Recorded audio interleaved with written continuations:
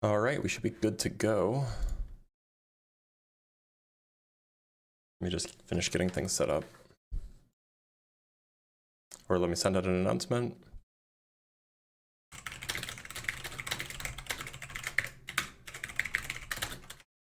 There's the horizontal link. There's the vertical link, and we should be all set.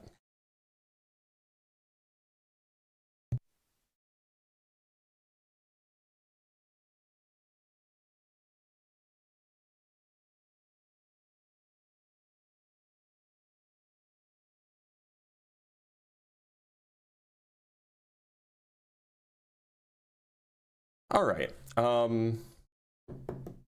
me just make sure that everything's all good. Oh, I need to pop open my, we haven't been getting any YouTube debaters lately, and I think it's because my YouTube debate link is not working. But, I want to reliably join it, so just in case it does work at some point. Also, I know I'm echoing because I had YouTube playing in the back, or I had my own YouTube playing in the background. I know that there's double audio, I know. All right. And we have that pulled up. Let me connect to the TikTok link. Setting up every stream is really quite involved, by the way. Like, you would be surprised at how much goes into setting up a double YouTube stream or a triple stream that goes on YouTube, TikTok, and YouTube again. You'd also be perhaps surprised by how much is involved in setting up the unapologetic stream. Like, it's pretty involved. There's a lot of stuff. All right, let's bring up our first guest. Sorry, actually, let me just make sure that my notes are ready. Okay, great. Hey man, can you hear me? Yeah, hey Anu. Anu Anker? I spelled it wrong. When I was trying to make it something else, but I guess what should I call you? You said what? What should I call you? Anu Anker? Or it was supposed to be Anu Knocker, but I'm gonna call you Anu. How about that? You said what? I'm gonna call you Anu. How about that? Anu? That works. That works. All right. So, what shape do you think the Earth is? I mean, I'd say that we really don't know, but I'm leaning towards a more like flat shape than a globe. How do you figure that we really don't know? I mean, we don't have really pictures, right? I mean, I don't believe those pictures are true, and then a lot of them are like distorted using fisheye lenses and stuff. I mean, we have pictures from like weather balloons and stuff. We don't even need pictures. Yeah, I mean, a lot of those use fisheye lenses, which kind of distort. What about the ones that don't? Is there any like that? And how do you know that they're not lying? I mean, how do you know that your parents aren't lying, that you aren't adopted? Like, at the end of the day, I mean, I might be. I really don't know. Look, I mean, so there have been numerous, both private and public organizations and private and public individuals who have done this, who have taken these pictures. Why would some random Joe Schmo on the street who likes to build rockets in his backyard lie? I mean, I can't really prove it. I mean, I can't really tell you why, but if someone takes a picture of Bigfoot and says, oh, that's Bigfoot, how do I know that's not Bigfoot? Like, how am I supposed to know? Well, it would be one thing. Sorry, one sec. It would be one thing if it was a random Joe Schmo who was promoting something that's like an enormous conspiracy theory. I mean, Bigfoot's not really like too big of a conspiracy, just like a ape. Yeah. The point is that it's not, is that this random Joe Schmo is producing pictures just in his backyard, or I mean, he drove out to the desert to do it, but producing pictures out in the middle of the desert with his own rocket that he built, his own hand-selected camera, and it agrees with literally all of the science that we have. I mean, that's cool, that's a but good reason to think that he's not making it up. The only way I'd believe that is if I physically went up there, on a hot air balloon or something like that and saw it for myself. I really can't determine if something is true if I can't see it visually. Like the same way, for example, have you been to Australia? No, I have not. Can you determine that Australia exists? Yeah. But you haven't seen it. I mean, I've seen it on the news and stuff. Yeah, but you didn't see it with your own eyes. Yeah, I mean, I understand that, but there's like overwhelming evidence that it does exist. You're right. So, There's overwhelming so evidence that the Earth is a where are all the globe. Australians coming from then? If Australia doesn't exist, They're all faking their accent. How do you know? you got me, man. I guess Australia doesn't exist. I mean, But like so this level of skepticism, like it leads you to yeah, absurd conclusions, like Australia isn't real. I mean, I think it's very hard to prove a lot of things. It's just like I guess I need like overwhelming evidence. Like for example, I'm The guessing evidence is you're overwhelming. That's the I'm trouble. guessing like you're an atheist, for example, right? And I'm guessing you don't believe in God, and the only way that you would believe in it would be like if I guess if he physically presented himself to you, right? So it's like No, that kind of you don't that's not my view. No.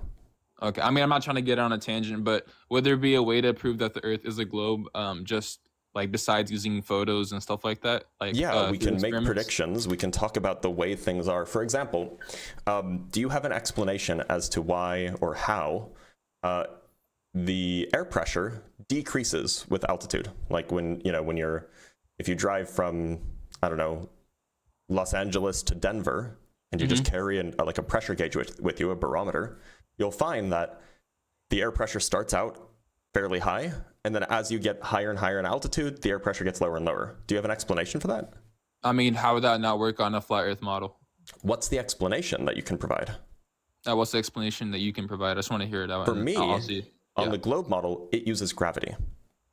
But I don't think gravity is really real. I know you don't. So what's your explanation?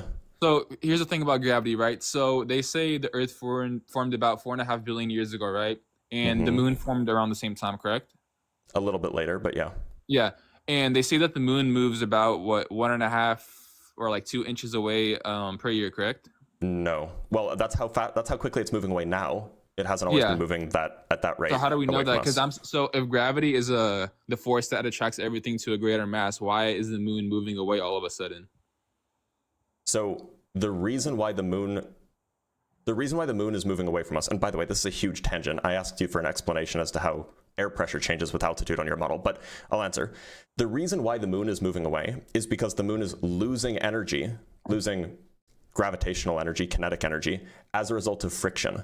So the Earth is basically being stretched and squeezed, and the moon is basically being stretched and squeezed as a result of the gravity. And when you stretch and squeeze things, they can heat up, and that energy comes from the kinetic energy, the gravitational potential energy, and the gravitational potential energy of the Earth-Moon system. And so as a result of the loss of energy, the moon slows down. And by slowing, so as a result of the loss of that energy, the moon is forced into a higher and higher orbit. Okay, but I mean, as for like what you mentioned, I think something about atmospheric I'm sorry, pressure. I think I got that backwards. But regardless, the point is that I could offer you an explanation if you wanted one. All right, but like I said, so basically, atmospheric pressure is like just how heavy the air is, right? Kind of. No, it's basically a measure of how much air there is in a given volume. Okay, I mean, on a flat Earth model, it's still like a container, kind of like it's not like the air is just like floating around aimlessly into space, right? Yeah, but why is there more closer to the ground and less higher up? Because there's a firmament covering the Earth. Why does that mean that there'd be less higher up? What do you mean? I mean, why would there be less air higher up? Because of buoyancy and how what's it called? What is causing heavier buoyancy air is caused by the difference in air pressure. Yeah, exactly. So you can't use buoyancy to explain the difference in air pressure if buoyancy is caused by the difference in air pressure. So there's higher air pressure lower down. Why? Right? Why? Because all the heavier air goes down to the bottom. It's like simple buoyancy. Why does it do that? Because lighter stuff goes to the top. Hold on. Buoyancy is caused by the differential of air pressure. Well, it's actually not caused by buoyancy. It's caused by incoherent I think it's called incoherent dielectric magnetic acceleration. That's what it's caused by. It's a magnetic force. Are you trolling me? No, I'm not. I'm being serious. So do you know what any of those words mean? I mean, I used to like be really like super into it a while back, but I was explained that it's like a magnetic force that so like basically gravity doesn't exist. It's just like something to do with like electricity and stuff like that. Do you have any evidence that that's the case? Because the evidence gravity does, because I have overwhelming evidence that gravity exists.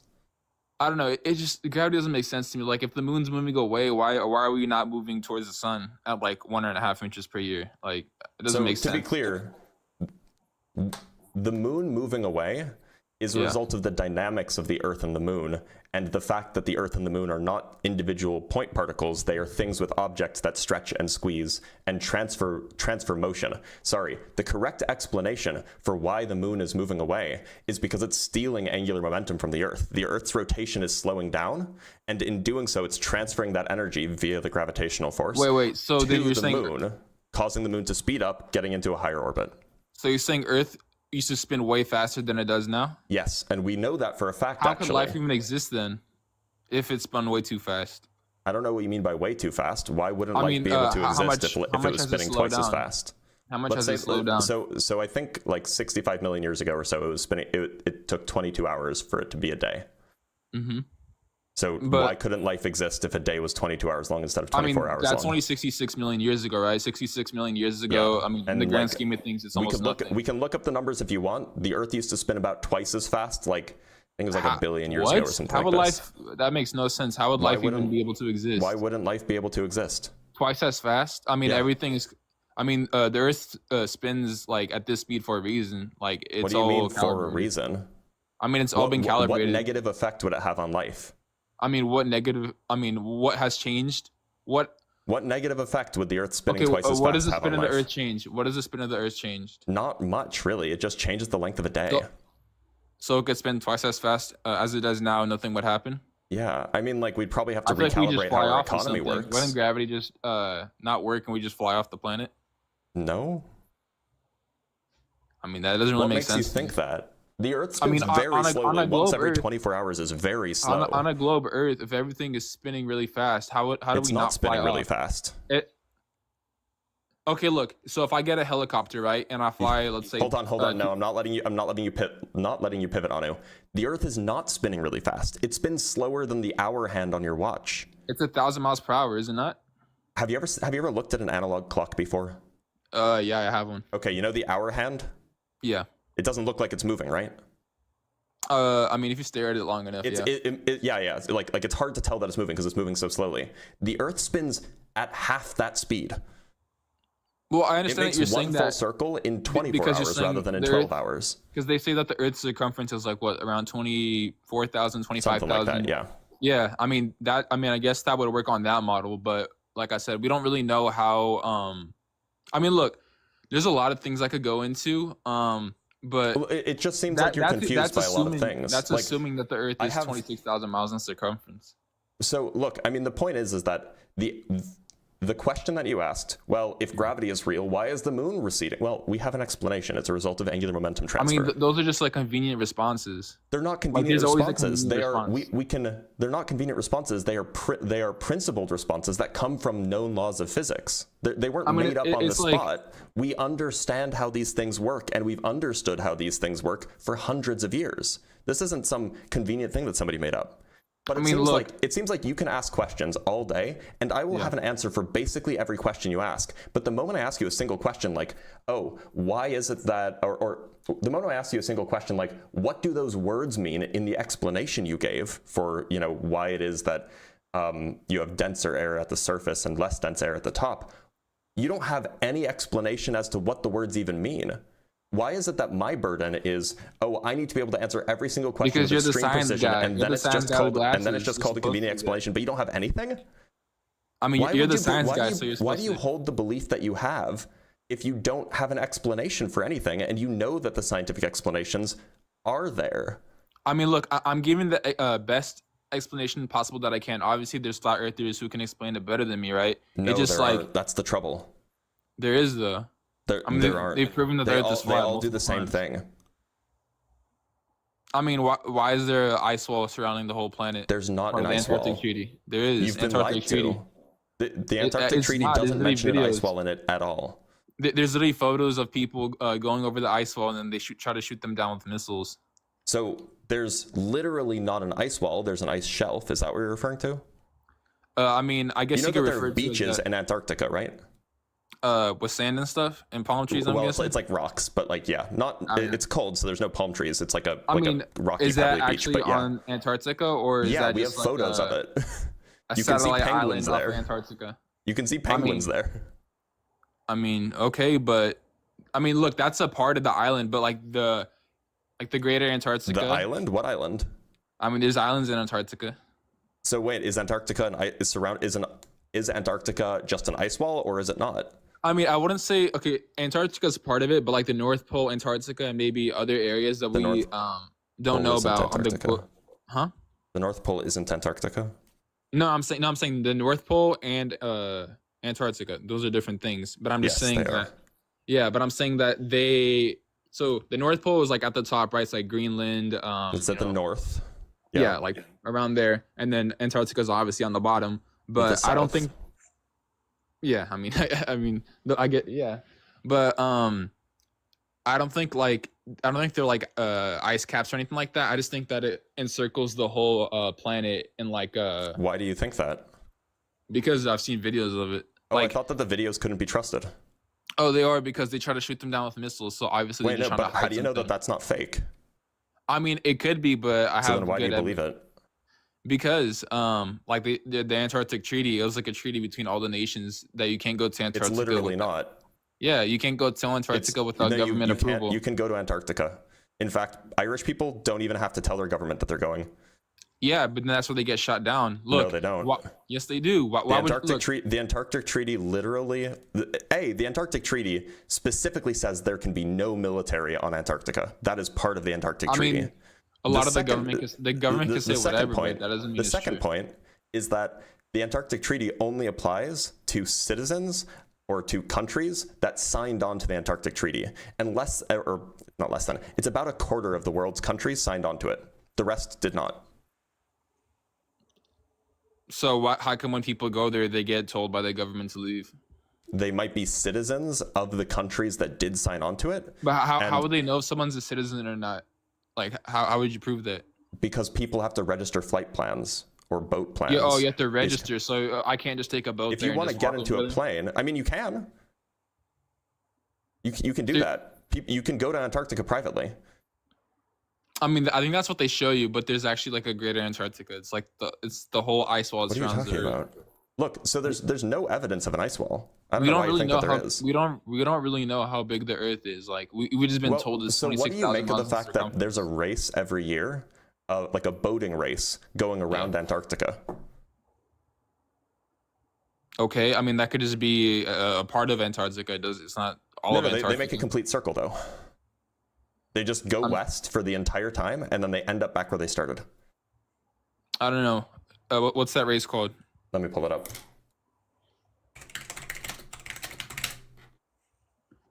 The Antarctica Cup Yacht Race. Give me a second. I'm gonna look that up. Mm-hmm.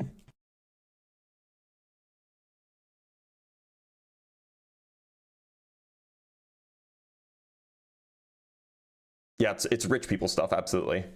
But yeah, it's a thing. The record for a completion, and it's a sailing thing. You're not using like a motorboat or whatever. Is solo as an unassisted sailor is 92 days.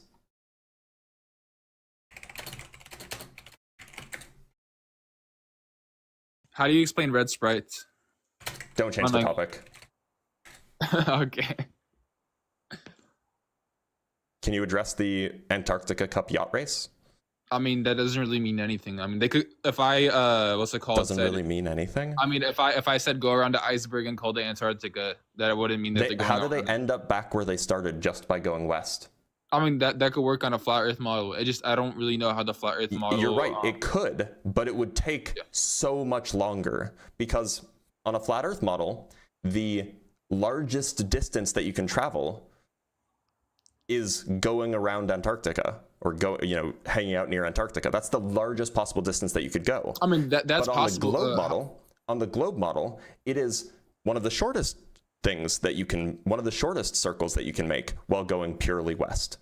So if it were the case that they were indeed traveling around the ice wall it would take so much longer. How long is what's the circumference Takes of Antarctica? I can look that number up. So the race is about 15,000 miles. 15. I mean, that could work on a flat Earth model too. No, like it I said, can't. we don't know how. I mean, maybe the No, circumference it of the can't. ice wall is 15,000. I mean, Why- like we why know. not? So how far? Do you think that if you were to travel west along the equator, that we know how far that distance is until you get back to where you started? I mean, I think you could go far enough until you hit the ice wall, and then. No, just west, not southwest. I mean, there's an ice wall in every single direction. You go west. You don't go south. Wait, west referring like from where I'm at, or No, just you just follow a compass going west the whole way. Yeah, you hit the ice wall eventually. The ice wall is in all directions. You think that if you go west long enough, you start going south? No. Okay, the ice wall is just not in the south. It surrounds the whole planet. But the south is the outside direction on the flat Earth, my guy. No. Look, we're like in a. Okay, Look, imagine you see it the this picture way. behind me, right? Yeah. Okay, so south is the outside rim. North is the center. Okay, look. West is going. West would be going clockwise. East would be going counterclockwise. I mean, look, it's all the same thing. Look, okay, see on So the on the if you Earth- traveled clockwise, starting at the equator, how long would it take until you end up where you started? I mean, I'm not really sure. We haven't tested it out. We absolutely have. We have flights that have done this kind of thing. I mean, I'm not sure if those flights are real. They could have been like part of a government conspiracy. Is there anything that you do know? Yeah, that the Earth is 100% flat. On what grounds? I mean, look, see on that. Okay, let's. I'm gonna point at Brazil, right? If I go west from Brazil on that map, I still end up at the ice wall. If I go south west. on that map, So on a flat Earth, I'm surprised you don't even know this. I don't know why I know this better than you do. On a flat Earth, going west means going in a circle clockwise. going west doesn't what? Going west is still going west. Going in a circle clockwise. Yeah. If you follow a compass, always walking in the west direction, you will end up walking in a circle. How going would clockwise. you have tested that out? That's what. Look at the picture. Yeah, This look, is your model. if you go west, you still go west. West means that you're always following a line of latitude. That's what west means. No, just the magnetic force. What are you talking about?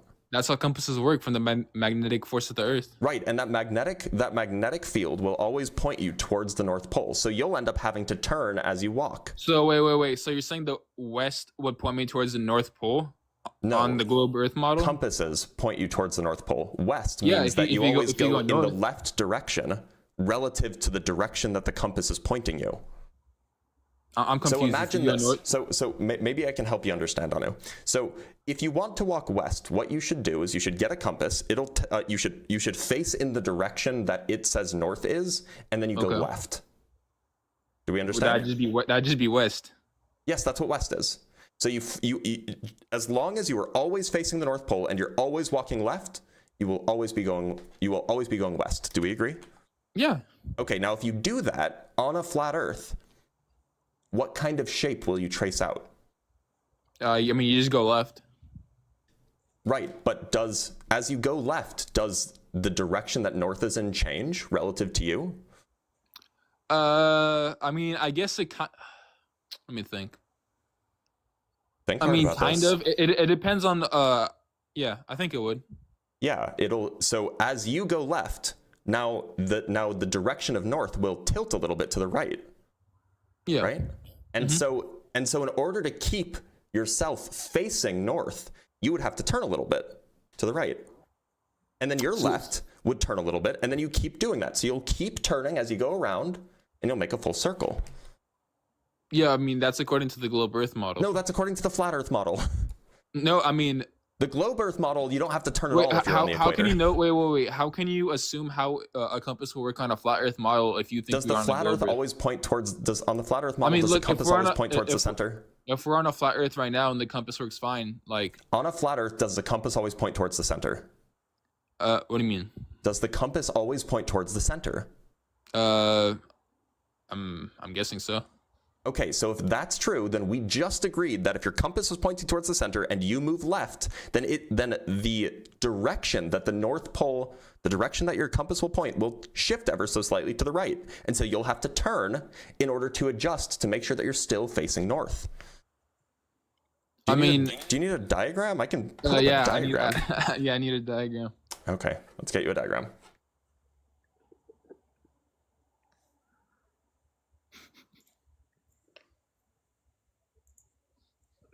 All right, we're gonna draw a diagram in paint.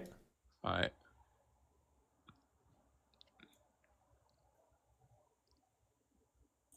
Make this a little bit bigger. Okay, so we're looking at the flat Earth from above, right? Let's make it green. Looking at the flat Earth from above. You should make it white because there's it's the ice wall. Okay, it's fine. The background's white. It's hard to see. All right, you're right. So we'll make this green, right? And then I'm gonna draw the equator. I'll draw it in red. It's not going to be perfect, but it'll be like something like this, right? What's that supposed to symbol?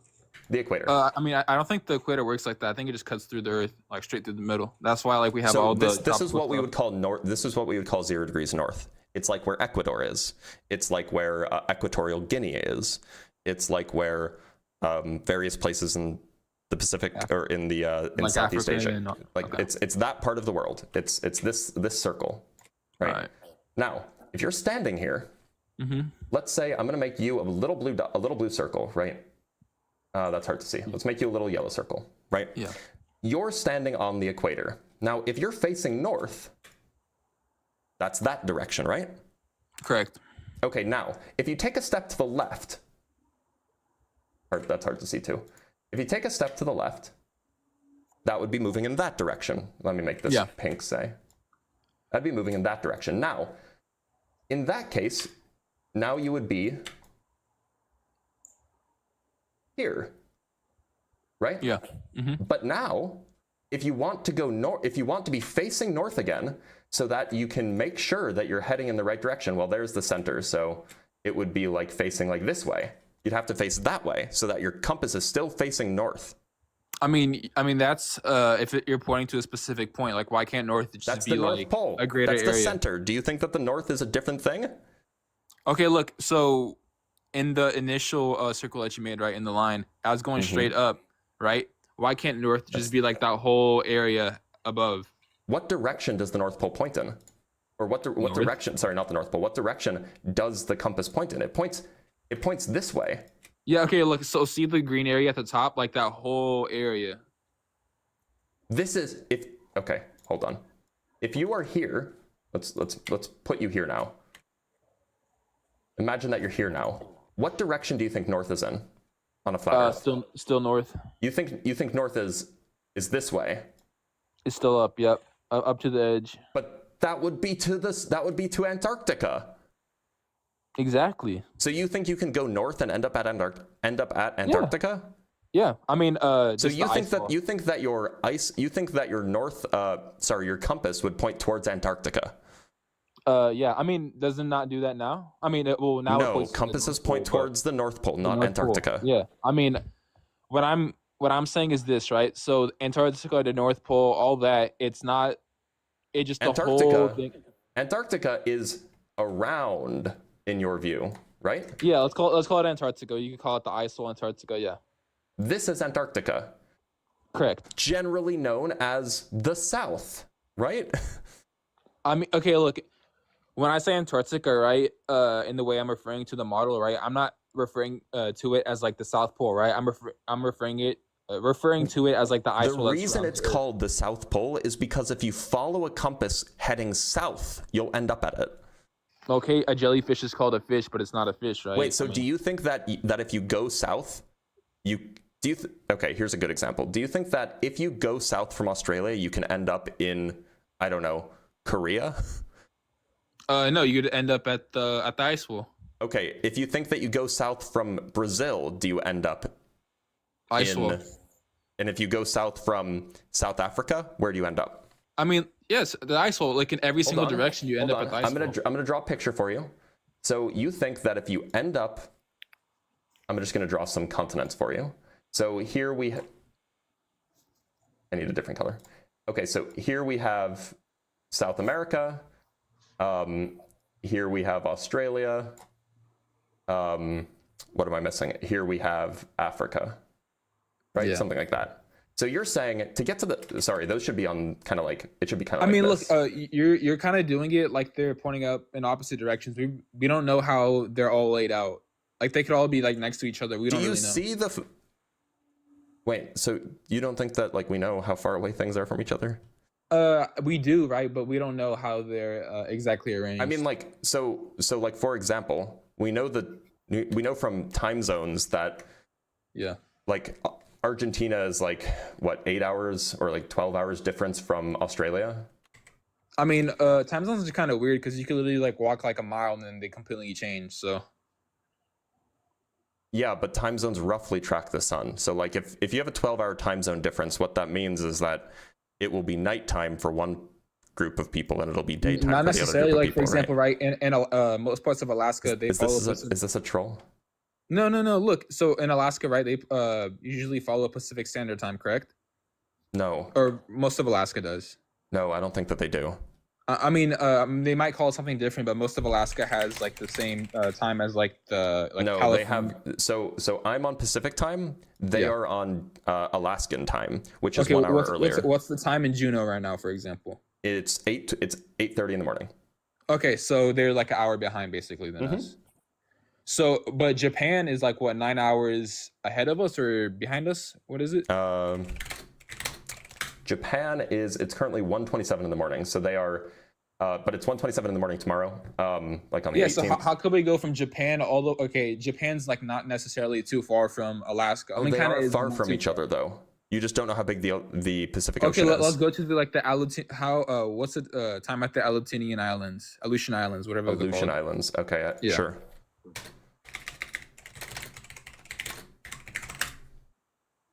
The Aleutian Islands, it is same time zone as Alaska.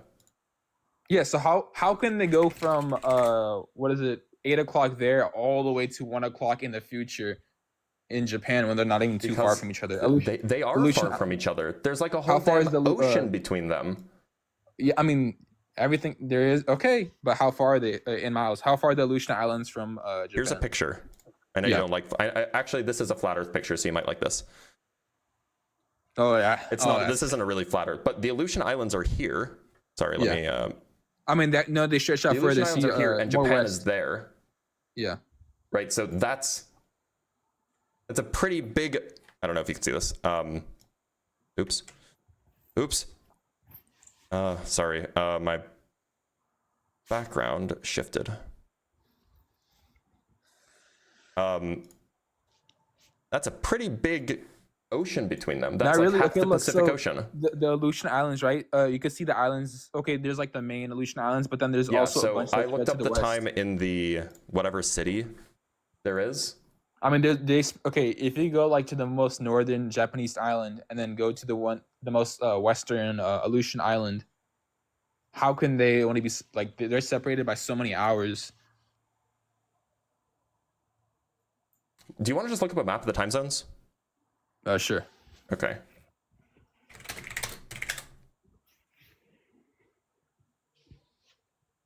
I just want one that's like continuous and doesn't cut off at the edges because then it'll be easier to see. It should be big. Actually, maybe we could do a Gleason map of the time zones. Because you know the Gleason map was originally created to be a time zone map, right? No, I didn't know that. Yeah, it was. No, I agree. I'm just saying I didn't know that. Okay, so this is the closest I can find for like what we want. That will be illustrative. Was it bright? Right. Okay. So like it's not perfect because there's political divides, but like clearly you can see that the time zones roughly follow vertical lines. And on this map, vertical lines just means north-south lines. Okay. And so all this means is that, I don't even know how we got into time zones, but all this means is that if you have one part of the world like South America, which is in one time zone, and it's like 12 hours different from another part of the world. The reason why is because the sun will be overhead in, say, I don't know, Brazil, when it's nighttime in Sydney. Okay. Like, I just don't understand the issue here. Like, obviously they're far away from each other. The sun is overhead. It's midnight for one, and it's daytime for the other. The sun, I mean, they say it's what, 90 something million miles, right? Something like that. Yeah. Or, whatever they say it is. I think the sun's local. It's under the firmament. So why can't the sun just move? Why can't the sun just move in like in an orbit around the Earth at the top of the firmament? Well, there's no evidence that that's the case. There's no mechanism that would make it float. There's no mechanism that would make it turn in its circle over and over again forever. I mean, you can't still look evident that, like, there is evidence that it's not 5,000 miles away or however many miles away. But setting that aside, even if that's what you believed, you would still be under the impression that, yeah, it's nighttime in Australia when it's daytime in Brazil. But look, okay, so the sun to us, right, it appears as like a big bright object. But if you use like a special, why are we moving away from this issue that I'm just saying that the sun understanding north versus south? I mean, I literally proved to you. Like, you literally proved to me that you don't understand north versus south. You're right. I just told you that north, like, it doesn't matter. We still go to the all right, let's go back to paint. We're going back to the paint. You could literally look at the other, like the moon in the sky and see that it's flat. Like, where do you observe the curvature on that? Okay, like, we're going back to paint. Right. So, do we agree that when it's daytime in Brazil, it's nighttime in Australia? At least, like, it's not exactly like 12 hours. It's not like it's perfectly midnight in Australia when it's noon in Brazil, but like it's roughly like, you know, maybe 10 or something hours. I mean, it's dark. So they should be on nearly opposite sides of the Earth, right? So I'm just gonna draw them somewhere like here and. We don't know if they're on the opposite sides of the Earth, though. But they must be, because if it's night for one and it's day for the other, they can't be close to each other. Okay, I guess you're right there. So, you know, I didn't put them on exactly opposite sides, but I put them on like roughly opposite sides so that it can be like nighttime for one and daytime for the other. Now, if you're standing in Brazil and you go south, what direction are you going? Can you repeat that? Sorry. You're standing in Brazil and you go south. Will you Brazil's eventually the hit one the on the left, right? Yeah, the Brazil's over here. And then you said if you want to go, you pull out your compass and you start walking south. Which direction should I draw Should I draw the arrow? If I want to go to, if you want to go south, if you just pull out your compass and you start walking south, just down. This way south. Yeah. Okay. And if you're in Australia, let's say you're in Sydney over here, and you want to walk south, which direction should I draw this orange arrow? South, but more so southwest. So like a little bit diagonal. So this way. Yeah. That way south. Yeah. Okay, so now looking here, if I started out on the equator, which is this red line, 0 degrees north, it looks like I cross through the equator. So it looks like by the time I'm over here, it seems like I'm actually north of the equator. It seems like I'm closer to the middle than I mean, that's not really relevant to anything. We're not looking. Well, but that's what latitude is, right? Latitude measures how close you are to the North Pole. You're looking at north, south, and west and east in relativity to the equator. We're not even focused on the equator. We're focused on the ice wall. But if you're north of the equator, that means you're closer to the center, right? Or is that not what you think? I mean, the center of what? The planet, or closer to the center of this red circle? On the equator. I mean, that's how your equator looks like. But yeah, this is a flat Earth picture. This is not a globe Earth picture. I mean, there's different flat Earth models, but can you name which one you subscribe to? The one I subscribe to is the one that I don't like. What's it called? I'll put it this way: I don't really know how the Earth is shaped. I don't know how. So you don't have a flat Earth model. Assuming it's flat, huh? So you don't have a flat Earth model, is what you're telling me? Yeah, kind of. Yeah, I mean, I'm just going off yeah. So your model can't make any. If you don't have a model, you can't make any predictions, can you? You can't. I mean, try to explain anything. Well, people didn't have models like thousands of years ago, and they still knew that the Earth was flat. They actually knew the Earth was a globe 2,000 years ago.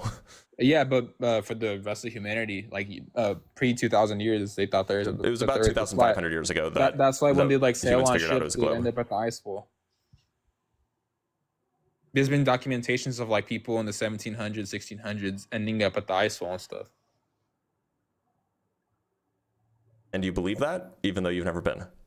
I mean, why would they lie about that? That was before why would the random person who builds a rocket in the desert lie about their pictures? about their Because video. they're all paid by the government to lie to us. Like if you look at but all the people from the 1700s definitely weren't paid for it by the government, right? I mean, they could have been. I mean, why would they get paid Who by do you the think funded their expeditions? Yeah, the government. But why would you lie about hitting an ice wall? Like, what's the point? Why would you lie about seeing the curvature of the Earth? Because they want to lie about that to disprove a lot of other things. Like, why do you think that NASA? Okay, all the photos from the sky, right, where they have like the clouds and stuff. A lot of the times. Can you explain how sunsets work? What do you mean? Yeah, like, why is it that the sun goes down at night? Because it's moving away from us. From my perspective, well, it's like spinning in a circle. So when something moves away from me, usually it just seems to get smaller. It doesn't really get. It doesn't like just go down, right? Well, the sun is local, like so it wouldn't really change size.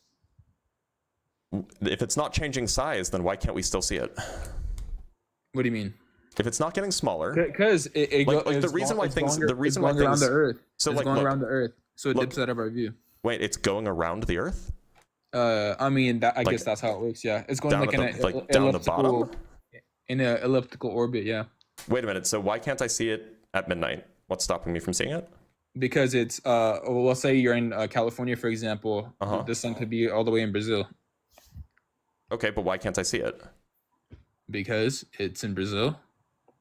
That doesn't explain why I can't see it. It's still it's far away. Is there anything? Is there? So if I were to draw a straight line from my eyeball, could I connect it to the sun when it's over Brazil? If you're standing in California, no. Why not? Because it's far away. I'm asking, like, think conceptually. Is there a straight line that I could draw from my eyeball to the sun when I'm in California? I mean, technically, you could do that. I mean, I could draw a straight line from my eye all the way to like the Andromeda Galaxy, but that doesn't mean I could see it necessarily. You can see the Andromeda Galaxy. Well, I'm just saying, like, I could draw my line to basically anything I want, but that doesn't mean I mean, the thing is when it's so on the globe model, when it's nighttime, you can't draw a line from your eye to the sun because the Earth is in the way.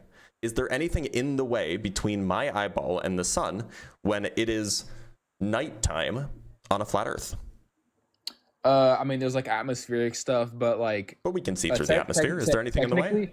Technically not, but it's like, I'll put it this way. It's like, for example, if you have a flashlight in the forest, right? If you walk a certain distance away from that flashlight, you won't see it anymore. So what will happen is it'll get dimmer and dimmer.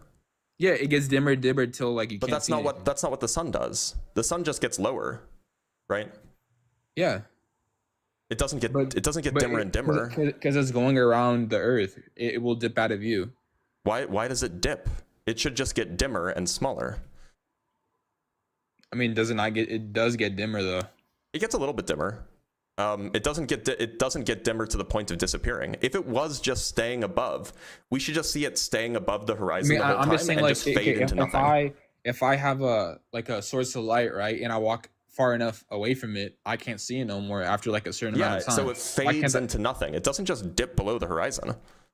Yeah, if it fades into nothing technically. I mean, from my perspective, it's not actually fading because it's still lit. That's what it should look like. If you take a bright flashlight and you just stand in like a open field or whatever, and you have somebody pointed at you, yeah, it will get, so when they're up close, it'll be big. It'll be a big flashlight right in your face. Yeah. As they get further away, it'll get smaller and dimmer.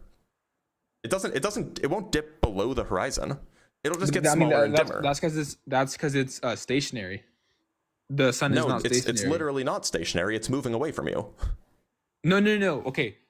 Well, you're moving away from it, right? But that person is not moving. No, the person is moving away from you.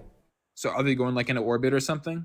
They're just moving away from you. And plus, they could be moving left and right if you want as well. It doesn't matter. Yeah, but that's a more small scale thing. Like the sun's way higher in the sky, so it looks much different than like someone with a flashlight. Yeah, it's higher. You're right. It is higher in the sky, so it should remain higher in the sky. No, because it goes far enough away.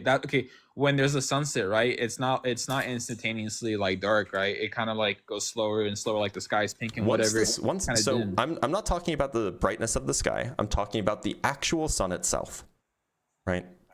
Yeah. What makes the actual sun itself be halfway obscured by the ground? The horizon. How is the sun being blocked by the horizon when there's a straight line connecting my eyeball to the bottom of the sun? with nothing in the way. Because on a flat Earth model, that can still work. Let me draw another picture. I love pictures. Okay, so let me pull this up really quick. This is obviously not to scale, but I think you'll get the point. Stop moving things. There we go.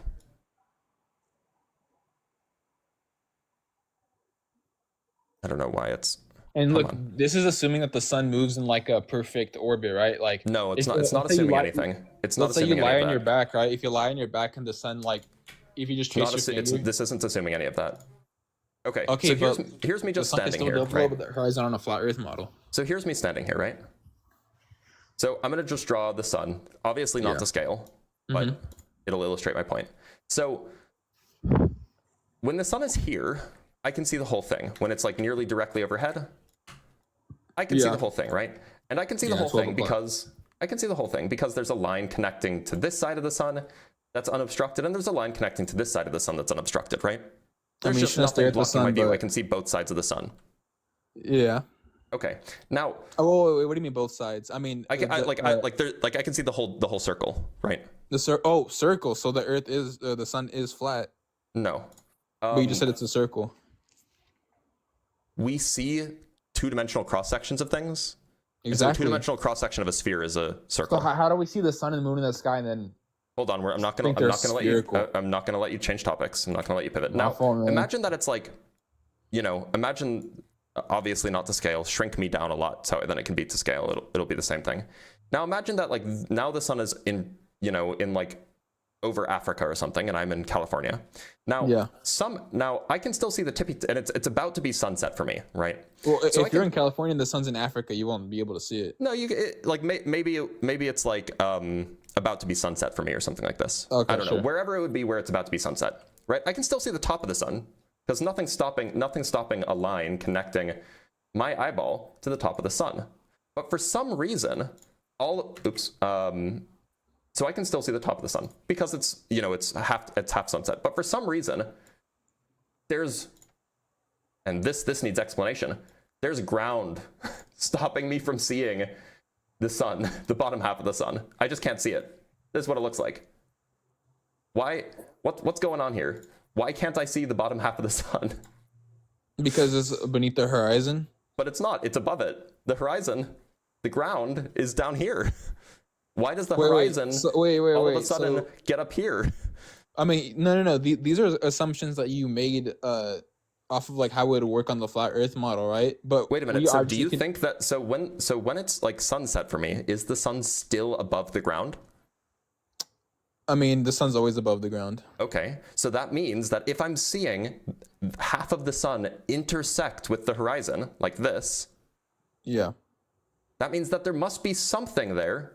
The ground. I mean, the sun would be right? Okay, see where the ground, where you've labeled like the big green block, right? That's where the sun would be. It'd be like halfway through it.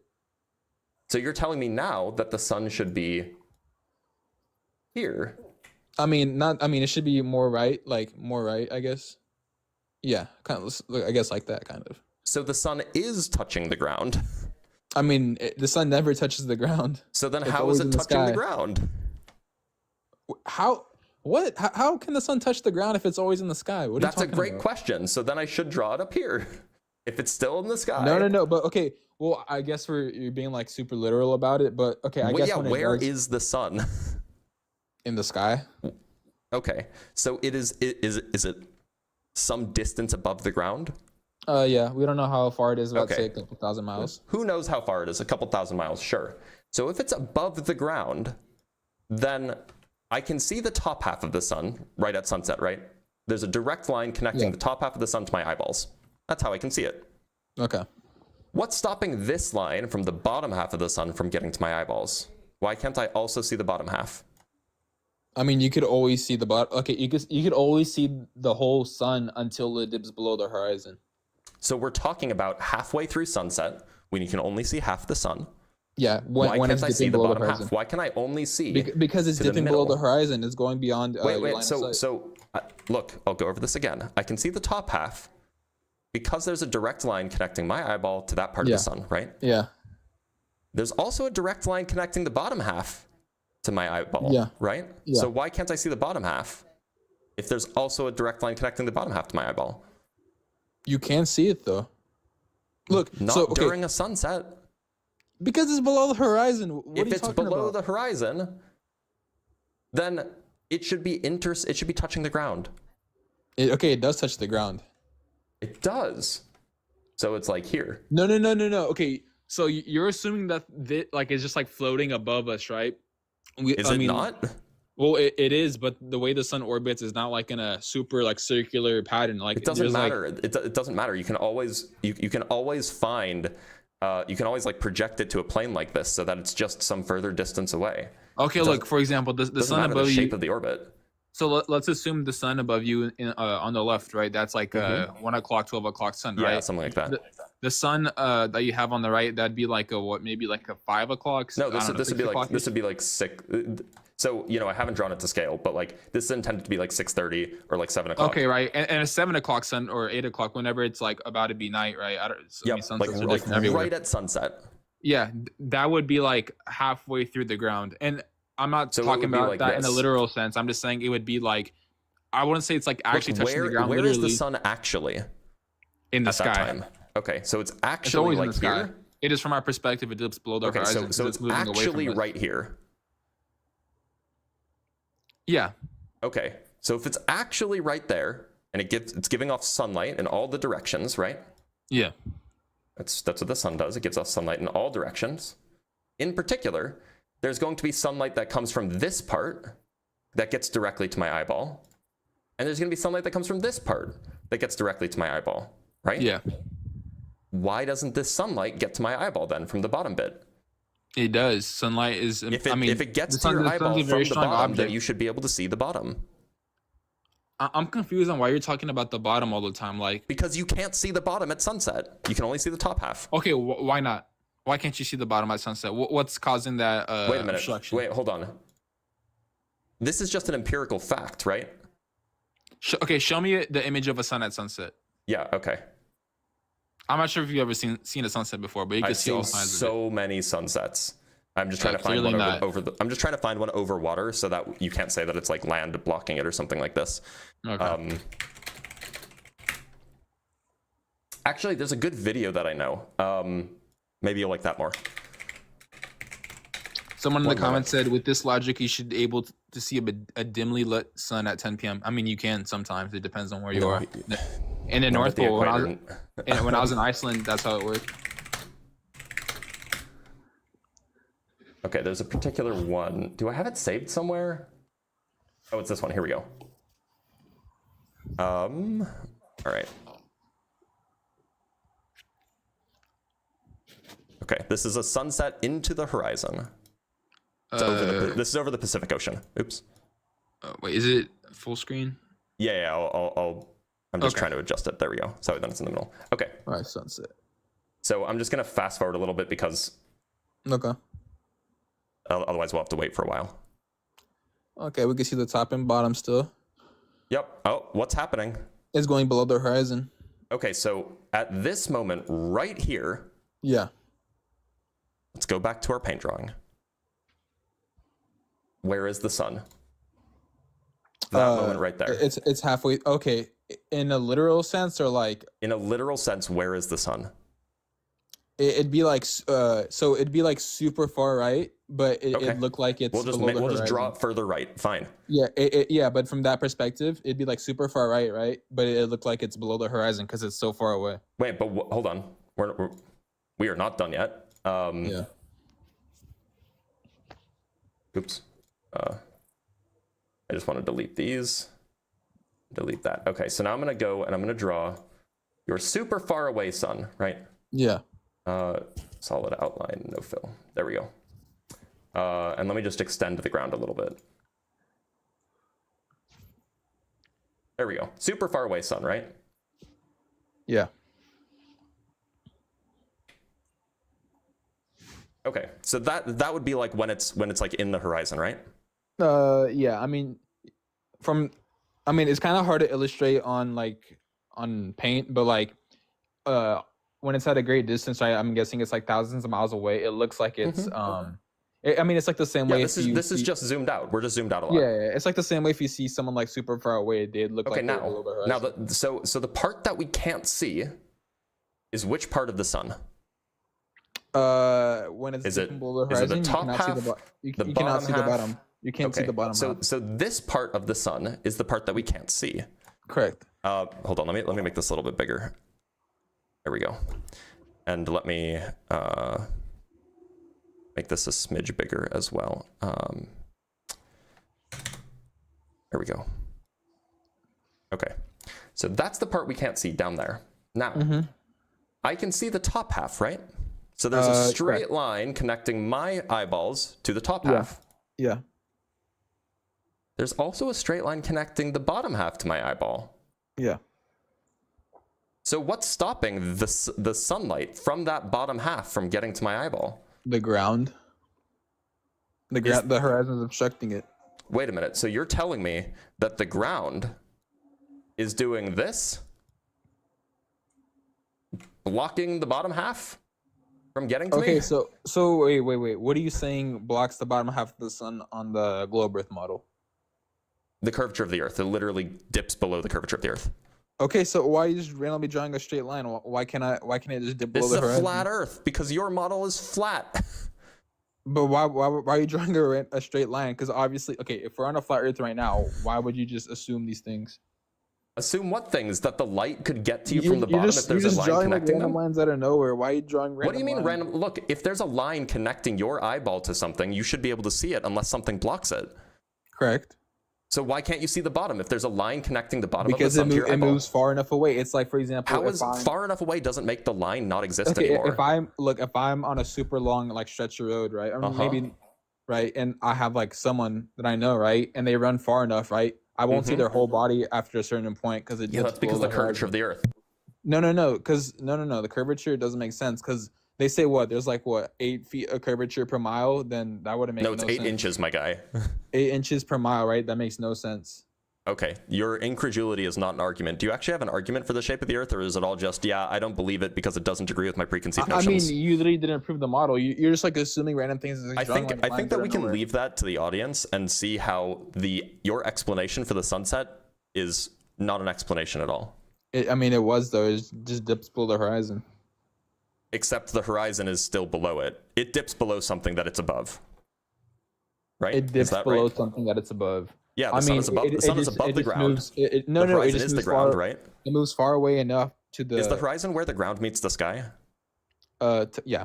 Okay, so the horizon is at ground level is where the horizon is, yeah? Yeah. And the sun is above ground level, yeah? Yeah. And yet somehow the sun is dipping below ground level even though it's above ground level. No. It just moves far away enough. So we can't... It's like, you said that it's below the horizon. Yeah. How is it below the horizon if it's above the horizon? It's in a different area. But it's still above the horizon, right? It's still like physically above it. Top half, yeah. Well, it's always the whole thing is still above the ground. Yeah. Okay, and yet the whole thing is above the ground, and yet you're saying that it's below it. Do you even know how the sun works? You know how it's even moved? How does it move? In real life, or like in the globe on like the flat Earth religion? Or flat Earth religion. I mean, okay, how does it move according to you? So it orbits the center of the Milky Way galaxy. No. Milky Way is not real. The Milky Way galaxy is not. I'm sure that that's what you think. You asked for. Have you ever looked in a telescope and then seen it? It's all like orbs of like glowing stuff. They're just angels. Did you know that a bunch of flat earthers went to Antarctica last winter? It was our winter, their summer. And two of the big ones, well, one of the big ones came out not a flat earther anymore. And one of the other big ones refuses to talk about it. Because they got paid off by the government. It literally was a private organization, or not even an organization. It was a private citizen that hosted it. Yeah, but he could have been paid by the government. No, he wasn't paid by the government. He's independently wealthy. How do you know? Because we know who he is. Okay, His we name know is a Will lot. Duffy. I know you. We know how he made his like money. He was a finance guy. I mean, there's a lot of people who say that they're like private, but they can be paid by the government. We don't He's really know a that. civilian. He runs a church. He's a Christian. Well, a lot of Christians they get paid by the government to like spread propaganda. Are you paid by the government to spread propaganda? Because you sure sound like it. All right, man. I can't troll no more. I can't troll no. Oh, I'm gonna block you. All right, man. Have a good one. Have a good one, man.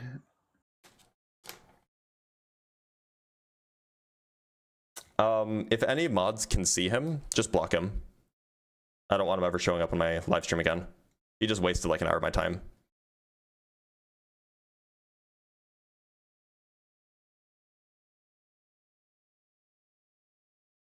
All right, anyway, let's go over some super chats.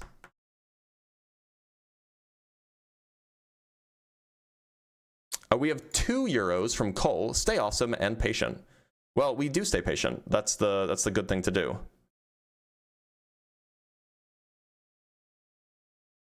From Game Master Flash with the $10. W Blitz, you are living my personal nightmare in these debates, and I respect your suffering. I actually don't think he was trolling, to be honest. I'm actually not sure he was. I missed the Excel sheet of the globe that, this from Double Down with the $5. I missed the Excel sheet of the globe that is mega zoomed in, and you would get them to admit it's flat and then zoom out and it's the globe. Oh yeah, no, I have one of those. We have 10 Canuck bucks from Daniel Warholm. If flat Earth is true, why is the sun only in the north of the sky in the southern hemisphere and opposite in the north? Would it not be in both the north and south of the sky in both hemispheres if the flat Earth is true? It depends on which kind of flat Earth that you're referring to, but some things don't make sense, and that's one of them, something related to it anyway. Yeah, I'm pretty sure he was sincere until he realized he couldn't justify it. That's roughly my view. And then from Sky1 Dabs with the 5 Canuck bucks, do you ever do these debunking quantum mysticism?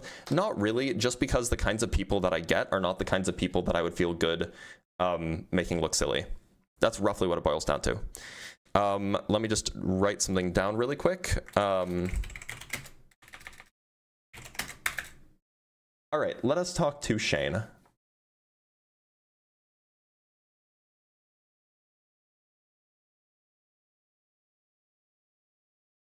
Hello there, can you hear me? Shane, how's it going? Shane, how's it going? Pretty good, how are you, sir? I'm doing all right. What shape do you think the Earth is? So, I don't believe it's flat and I don't believe it's round. Okay, what shape do you think the Earth Because is? when you think flat, when you think flat, you think like a piece of paper or a folder or something like that. I believe the Earth is linear. It's what explains time. It's what explains Do you how think all that of that like works. do you think that it's like shaped like an upside down plate? Do you think that it's like shaped like an upside down plate? Or perhaps an upright plate, something like this. But not. Or perhaps an upright plate, something like this. Something sort of kind of like that, but more. Okay, It's so kind you of were hard to picture a linear object, you know. I don't know what you mean by I don't believe linear. it's flat, because exactly. So time is linear, right? We have time zones that are in a linear. Time is No, considered linear. time zones are circular actually. So Shane, are you driving? Time zones are circular, actually. Shane, are you driving? No. I'm just in my car right now. That's why on my sound system. That's why you hear it. Can you roll down your window?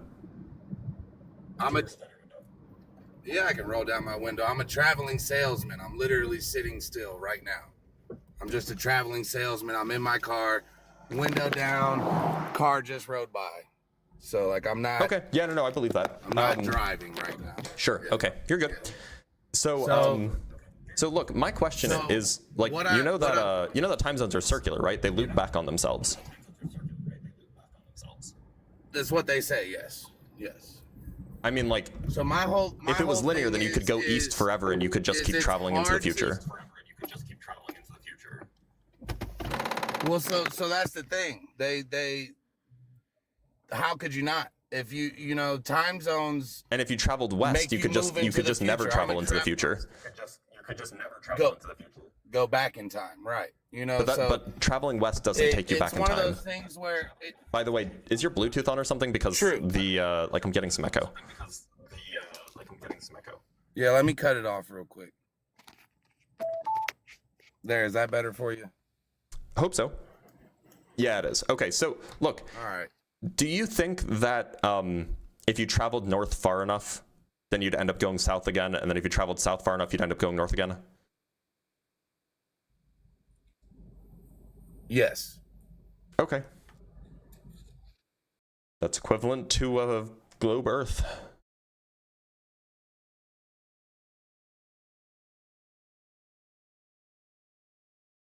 All right, let's talk to Zeke. Zeke, how's it going? What's up? I'm blessed. How are you? I'm doing all right. What shape do you think the Earth is? I definitely don't think it's a spinning ball. And Okay. Do you think that it's a non-spinning ball? nah. Oh, Okay. it's not a spinning So ball? what shape do you think that it is? Well, I kind of just I kind of like that other dude's theory, his linear Earth. That kind of explains it more, because when you do say flat, you guys think like, oh, it's all flat and it's just a continuum forever, or there's an edge and this and that. But I believe that there's just more to the outer Antarctica, and that we're not being Do you told. think that Antarctica is like a wall that surrounds the continents? Maybe in some portion, yes. Yeah. Okay. So you're a flat earther. You just don't like that. You just don't like the word flat, but like that's Yeah, equivalent. yeah. Fine. Okay. What do you make of why things fall? Oh, yeah. I believe in the Earth is geocentric. I believe we are the special people in the universe, and we are the intelligent ones. And I also believe that Zeke, are you trolling me? No, of course not. Geocentric. Geocentrism. Do you not know what that is? I do, but you don't have any flat Earth content on your page. Oh yeah, I'm a real flat earther. I'm my own scientist. I conduct experiments myself with my own hands. I don't just believe in other like.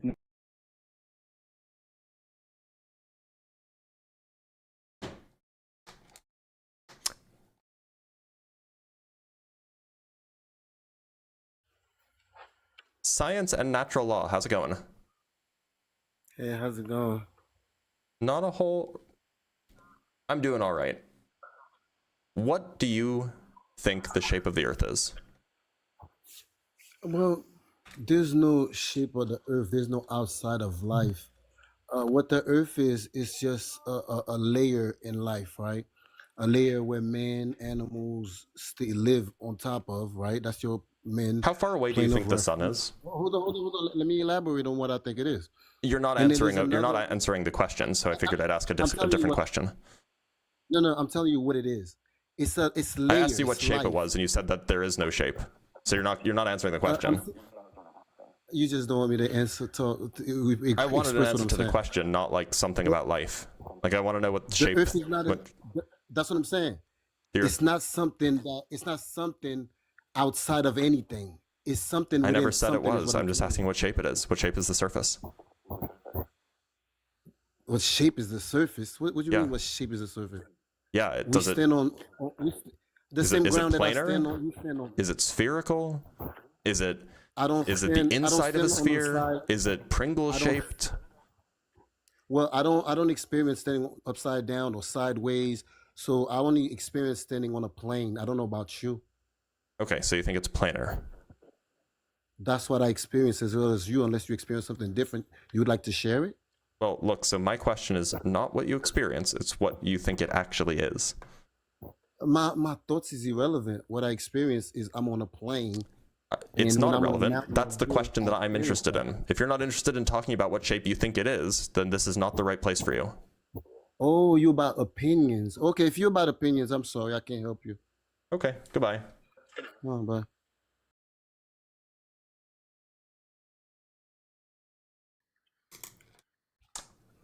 Hey, what's up? I can't say your name, my guy. To the window, to the wall, to the. All right, Tida. Okay. Yeah, exactly. What shape do you think the Earth is? It's a flat, non-spinning disc All right. Why do you think that? because I can see evidence of it, and they say that the Earth is a ball and it's spinning at 1,000 miles an hour, right? Or thousands of miles an hour, right? And the How sun many is miles an supposed- hour is it? Thousands of miles an hour, right? How many? I would say they say 1,000 miles an hour, Okay. for example. And the sun is supposed to be outside, right? Yeah. 90 million miles away. So Mhm.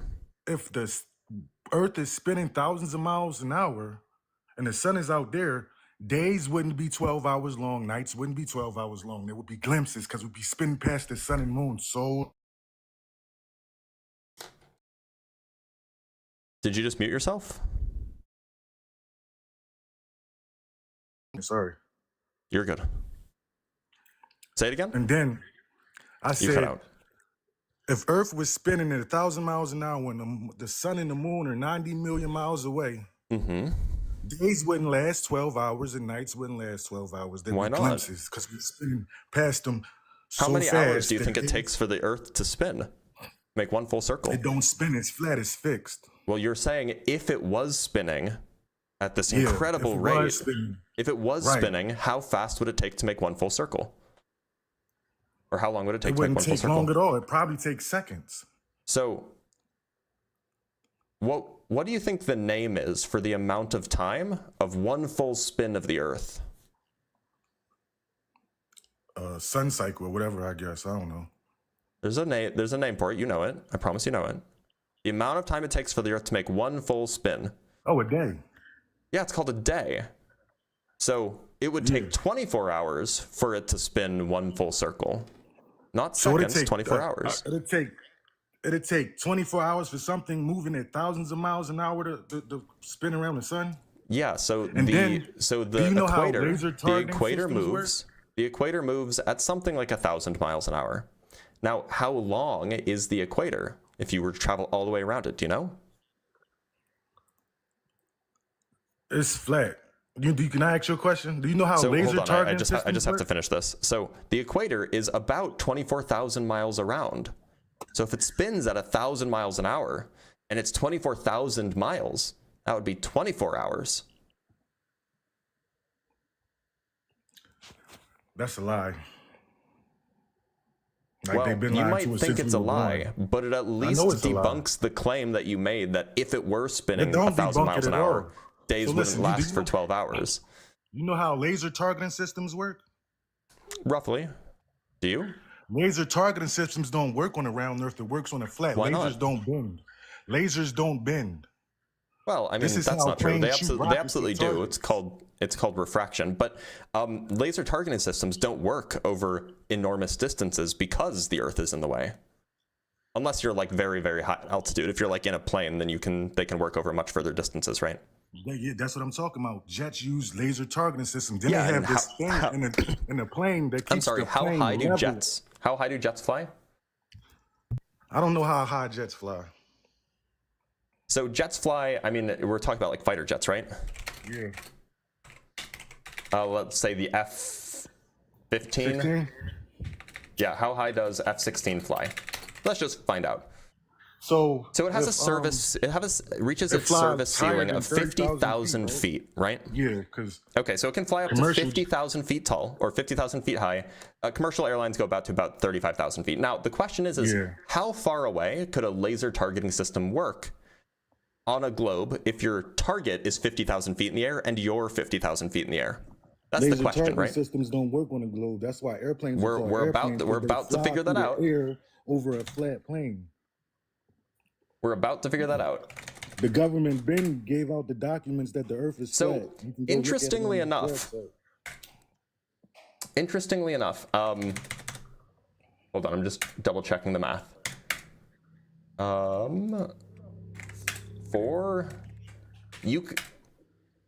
Wow, this is really far.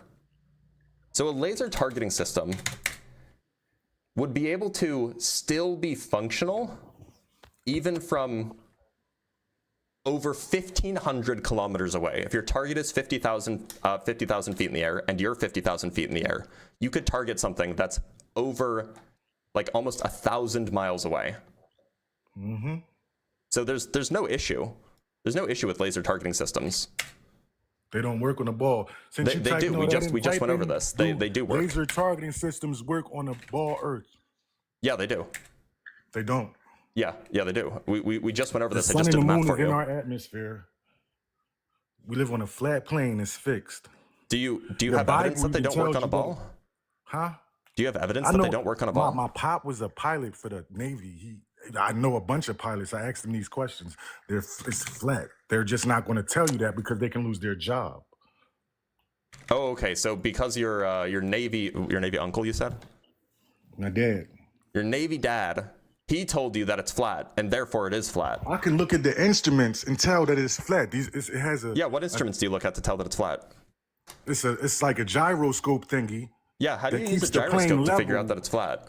If the Earth was round, that thing wouldn't be flat. It would be round. If the Earth was round, what thing wouldn't be flat? It would be round. I don't know what the instrument is, but it's a gyroscope. You don't on know there what the that instrument is. You don't know how it works. Keeps the plane level on the plane that is flying. Okay, so your dad was in the Navy, right? Oh my God, Joe! He's one of the manipulated people that make you. Wait, was stumble I over thought words and shit. I thought your dad was in the. Didn't you say your dad was in the Navy? Listen to what I'm saying, right? Yeah, I'm Listen listening. to what I'm saying.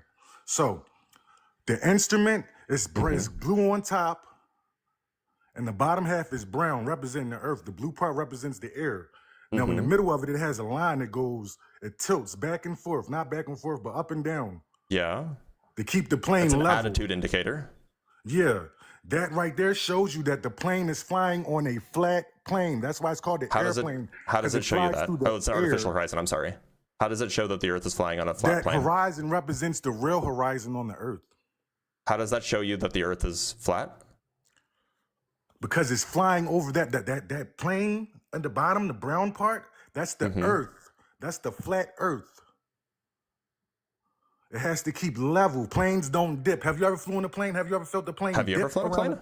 Just to be I've clear, flown plenty of planes. why is it that those gyroscopes? Why is it that they drift as you travel and they have to be adjusted every time? Every 100 miles, every 200 miles, or something like this. The plane drifts, not the Earth. The gyroscope drifts. It has to be readjusted so that it's still sticking up. It's taking up for the plane and showing you what level the plane is on. Well, wait a minute. So Hold on. hold on. Now I'm a little bit confused because if you just took one of these gyroscopes and you just like held it in your hand or just set it on the dash of your plane or whatever, and you just started flying in a direction, the gyroscope would start leaning back. Why would it do that? No, if the plane tilts, the plane is flying level. Why is it that as you fly level, the gyroscope will start leaning back? The gyroscope don't lean back the plane. It Represents the does. plane in the It has air. to be adjusted. No, the plane has to adjust. No, Not the gyroscope has to be adjusted. There's something called a pendulous vane, which is attached to these kinds of gyroscopes. So, if we My was guy, on a ball, hold up. You can't fly. Shut up for a second, okay? On something Do you know what a moves. pendulous vane is? I know what a pendulum is. I never. Do you heard know of what a pendulous vane is? I never heard of that. A pendulous vane is a device that is attached to these old gyroscopes. They use digital ones now, but Is it something that hold it?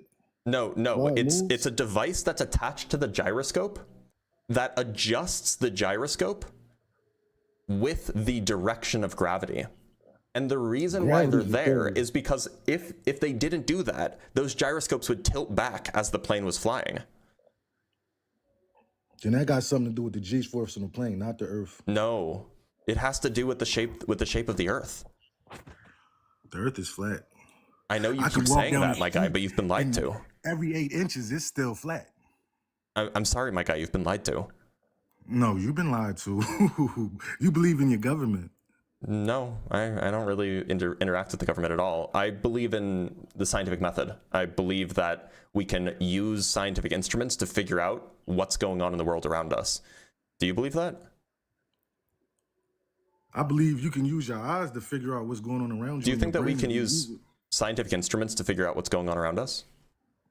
Scientists are paid people to tell you wasn't my stuff that question. they want you to know. That wasn't my question. So no, you can't. You can't use scientific instruments to figure out how the world works. How you going to use a scientific instrument to figure out how the world works? So you can make measurements. Time is a ruler. That time is a measurement. So what you saying?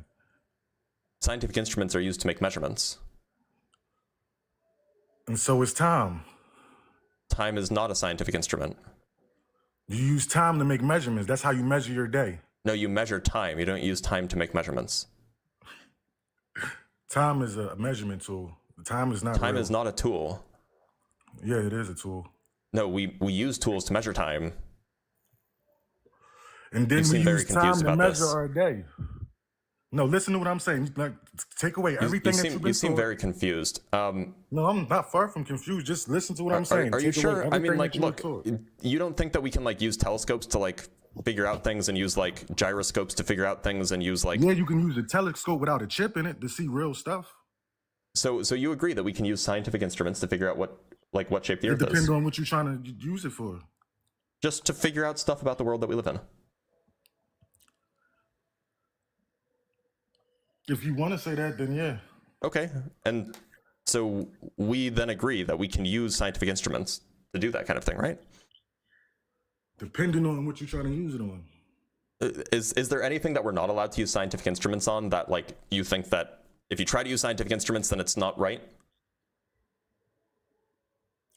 We not God, so we can't come up with a perfect like the exact thing. Like only the person that created all of this can, because So- they created it.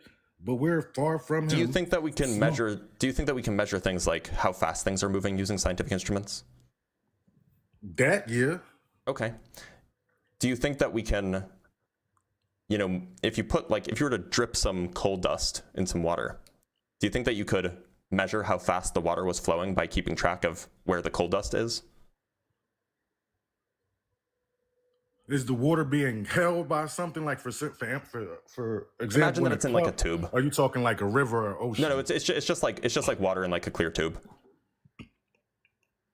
Why would the water be moving in the clear tube? It's sitting still. Maybe something's making it move.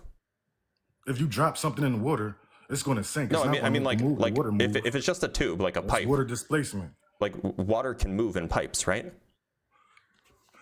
It's being forced to move in pipes. Yeah, that's something is If it causing was that just motion. sitting in a pipe, it'd Yeah. be flat. It'd be level like the Earth is. Yeah, I'm not Or not level to saying the that it's just container. sitting there.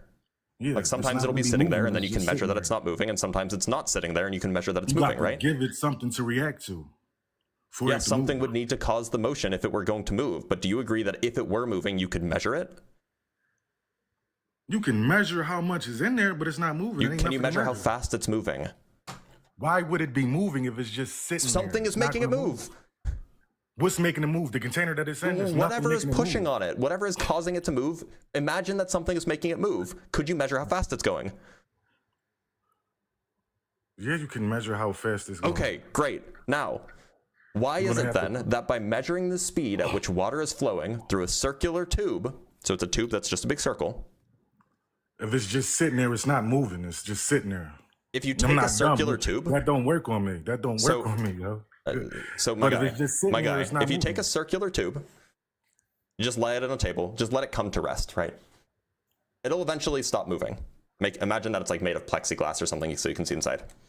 And then take it and just flip it upside down. Should that cause water to circulate? In order for it to circulate, it has to be spinning. If you flip So- it upside down, it's not going to circulate. It's So, just going to go so from you're the top to telling the me bottom if you flip it and upside settle. down, it shouldn't circulate. You shouldn't see water circulating in the tube, right? You spin water on a circular, like a plate, a bowl. Spin the bowl, then the water's going to circulate. I don't know what this has to do with my question. I'm going off what you telling me. You trying to confuse Look, so you me have a like I'm circular stupid. tube. You have a circular tube. It's made of plexiglass, say. And the tube is sitting still, right? It's on the table, and then you just suddenly you lift it straight up, so it's still horizontal. You flip it upside It's down not and you going put to it back spin in, down. water's not going to spin in circles. Okay, now tell me why, when you do the experiment, it does spin. It doesn't. It I does. can do it right now. This It's is not gonna spin. super. This is super well described. It is called a.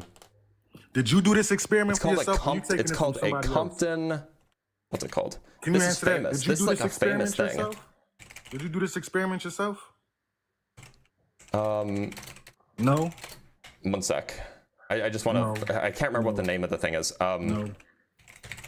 You ain't got. It's called a Compton generator. That's what it's called. You going I haven't brought it up in a while, so I forgot the name. So this thing is called a Compton generator, and it was invented 100 years ago. And you can just take the circular tube, flip it upside down, and then measure the speed at which the water circulates. And it does circulate. It circulates fairly slowly, but it does circulate. And you can measure this. And this is a thing that undergraduates can do. In fact, you could do this yourself. So why, when you sit in a tub of water, the water don't start spinning around you?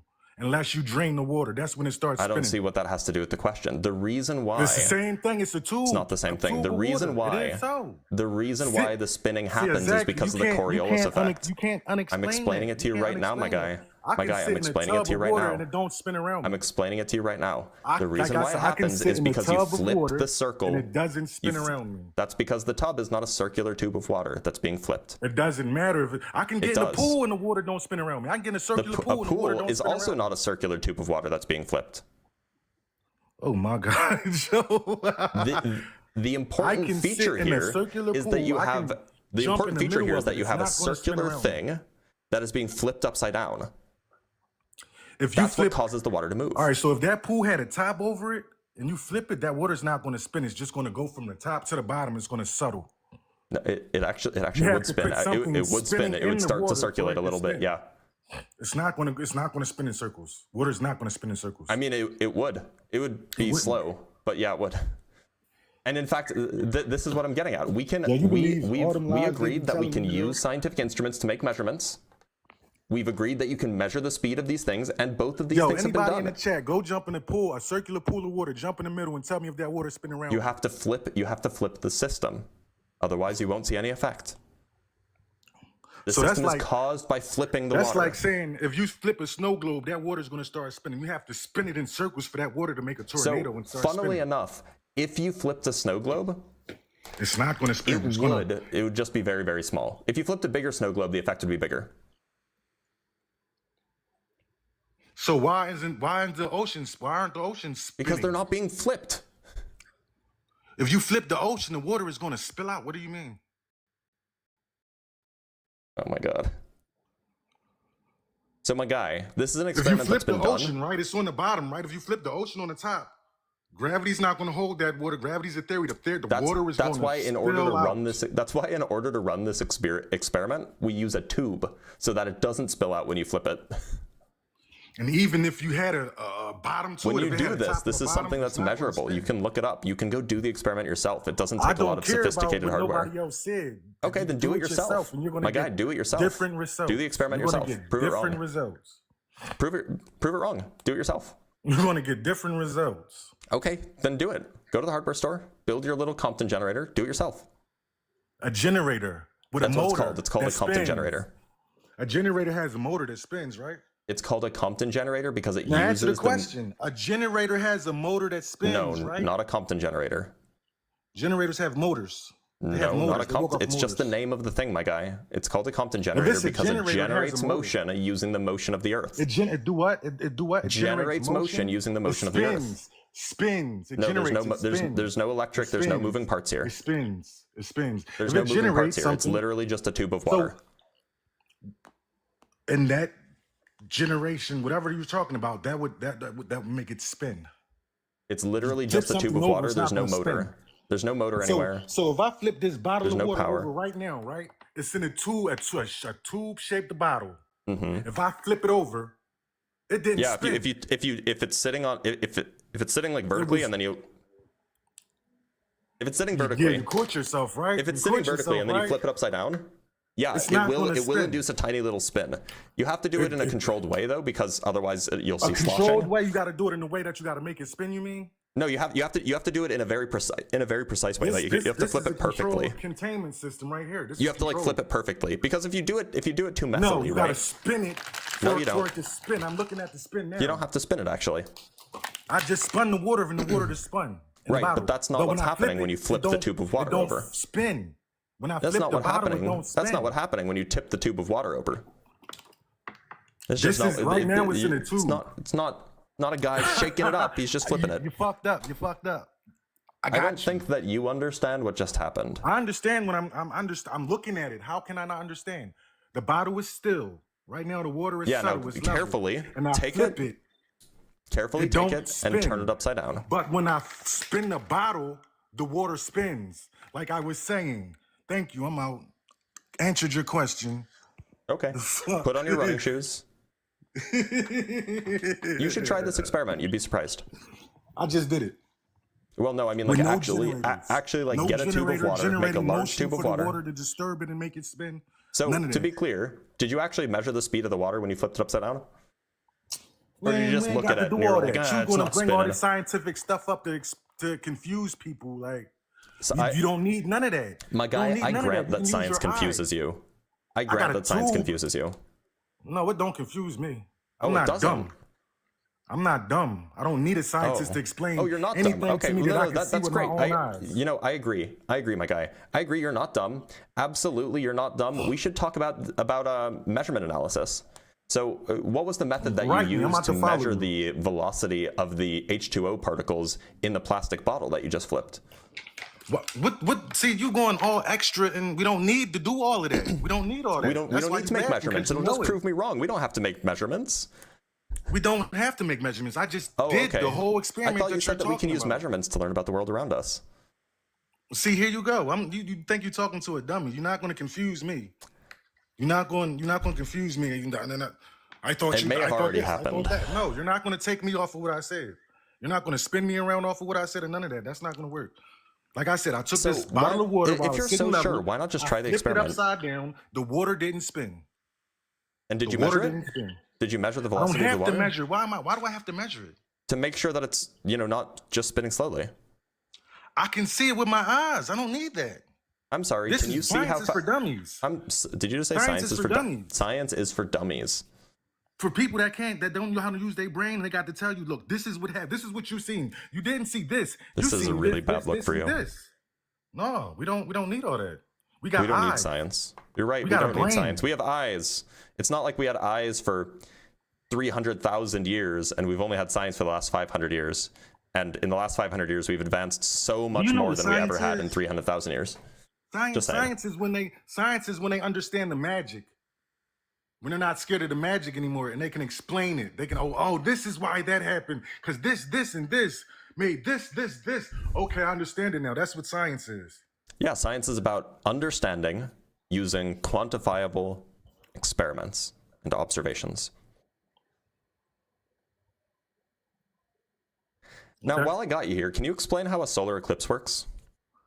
Solar eclipse deals with the sun, not the moon. That's when the black sun covers the regular sun.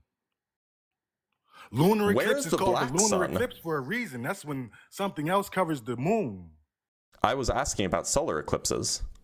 Yeah, and I'm telling you, because you're going to say that the moon goes over the sun. The moon does not. So what's touch the sun. black sun, and why can't we see it at any other time of the day?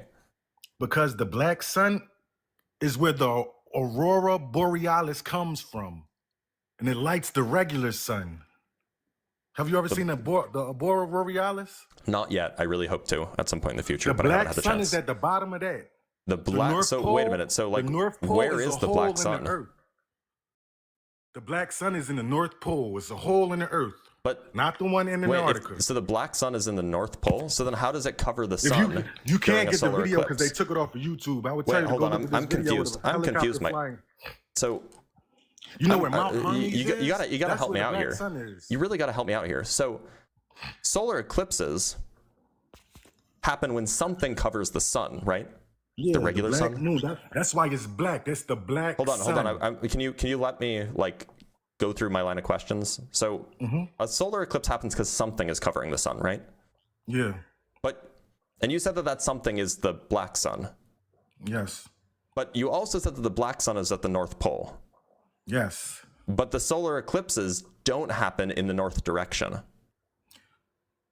That doesn't matter where it happens. So at. how The black is sun the what black sun covers it. covering the sun? If the sun is in the east, Go listen How is to the the Black sun Hole covering? Please, Black please. Hole Sun. Look, They put look, that song out for a reason. my guy.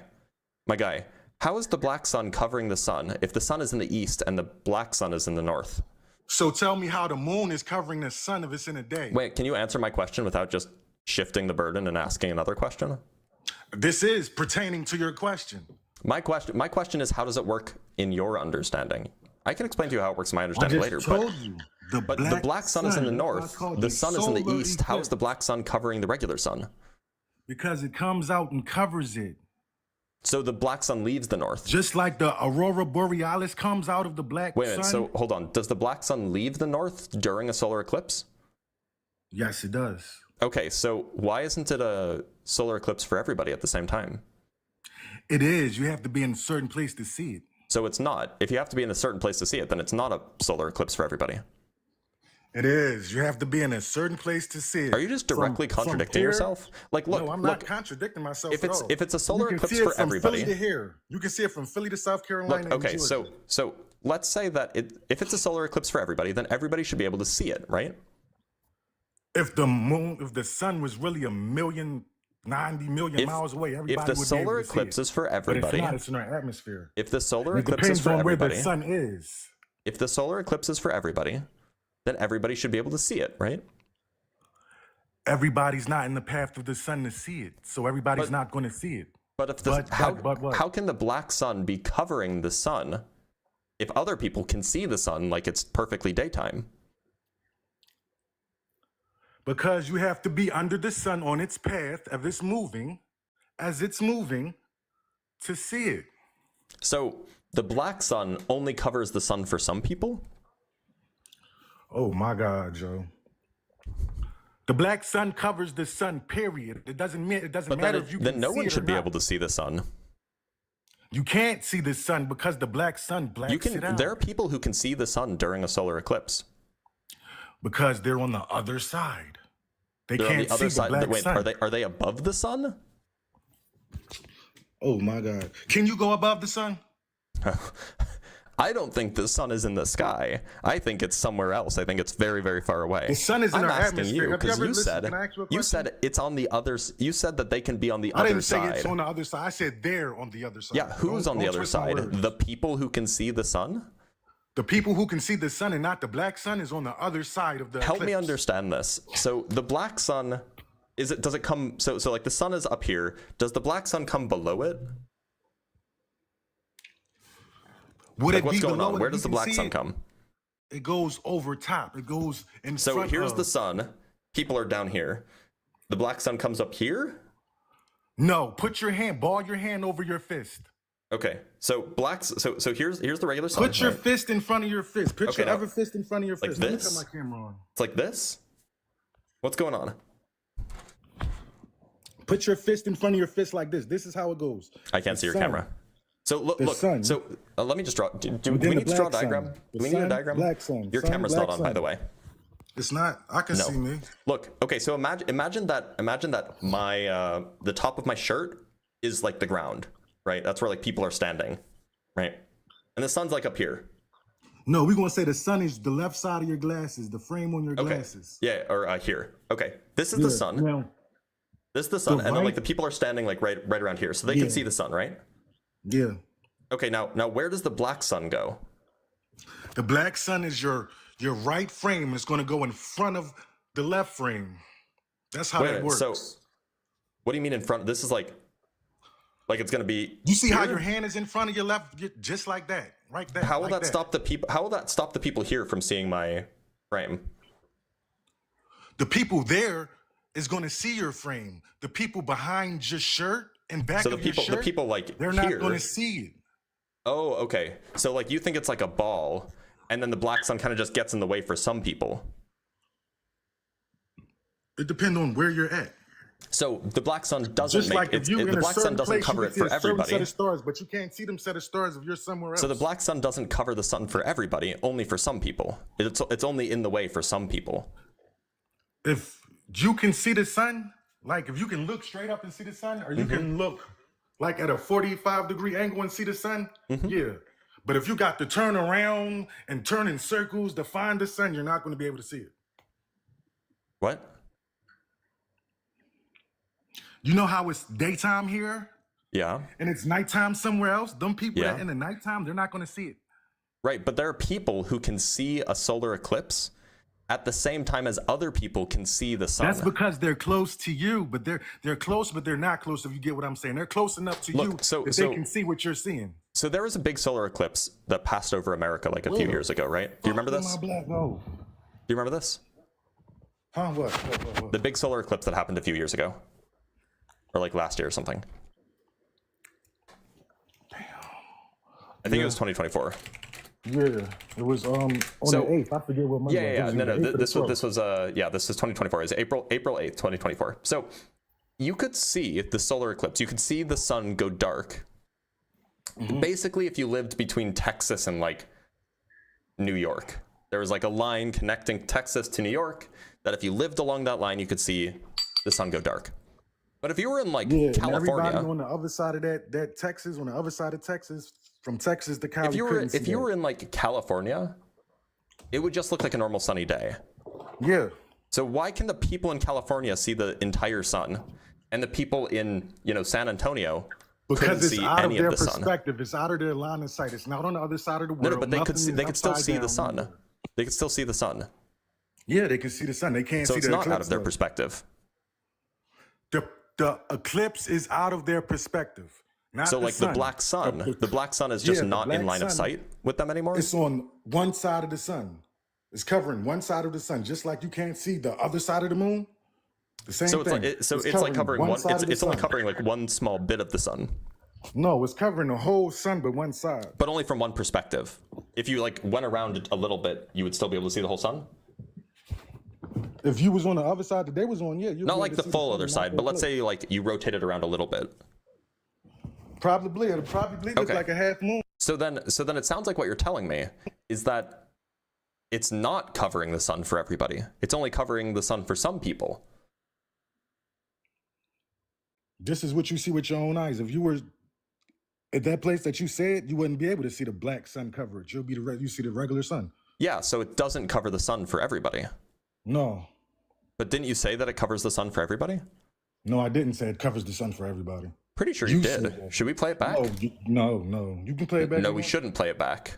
You can play it back. I think we're going to play it back.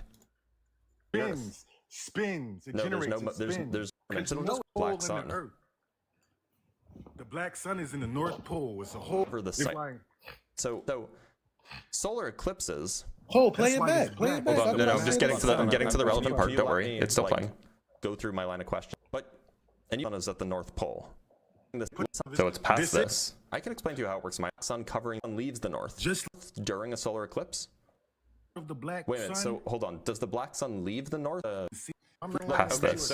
So let's say that if it's a solar eclipse for everybody, then to South Carolina. I'm contradicting myself. If it's a solar eclipse for everybody, it is. You have to be in a certain place to see it. So it's not. If you have to be in a certain place to see it. So the black sun leaves the north. Just like the aurora borealis comes out of the black sun. Wait a minute, so hold on. Does the black sun leave the north during a solar eclipse? Yes, it does. Okay, so why isn't it a solar eclipse for everybody at the same time? It is. You have to be in a certain place to see it. So it's not. If you have to be in a certain place to see it, then it's not a solar eclipse for everybody. It is. You have to be in a certain place to see it. Are you just directly contradicting yourself? Like, look. So you said that it's a solar eclipse for everybody. You kept saying it is. They ain't in the right place to see it. But then it's not a solar eclipse for them.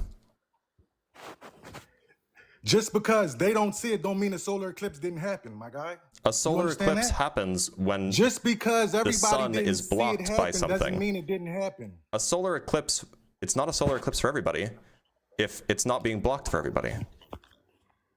It's a solar eclipse, period.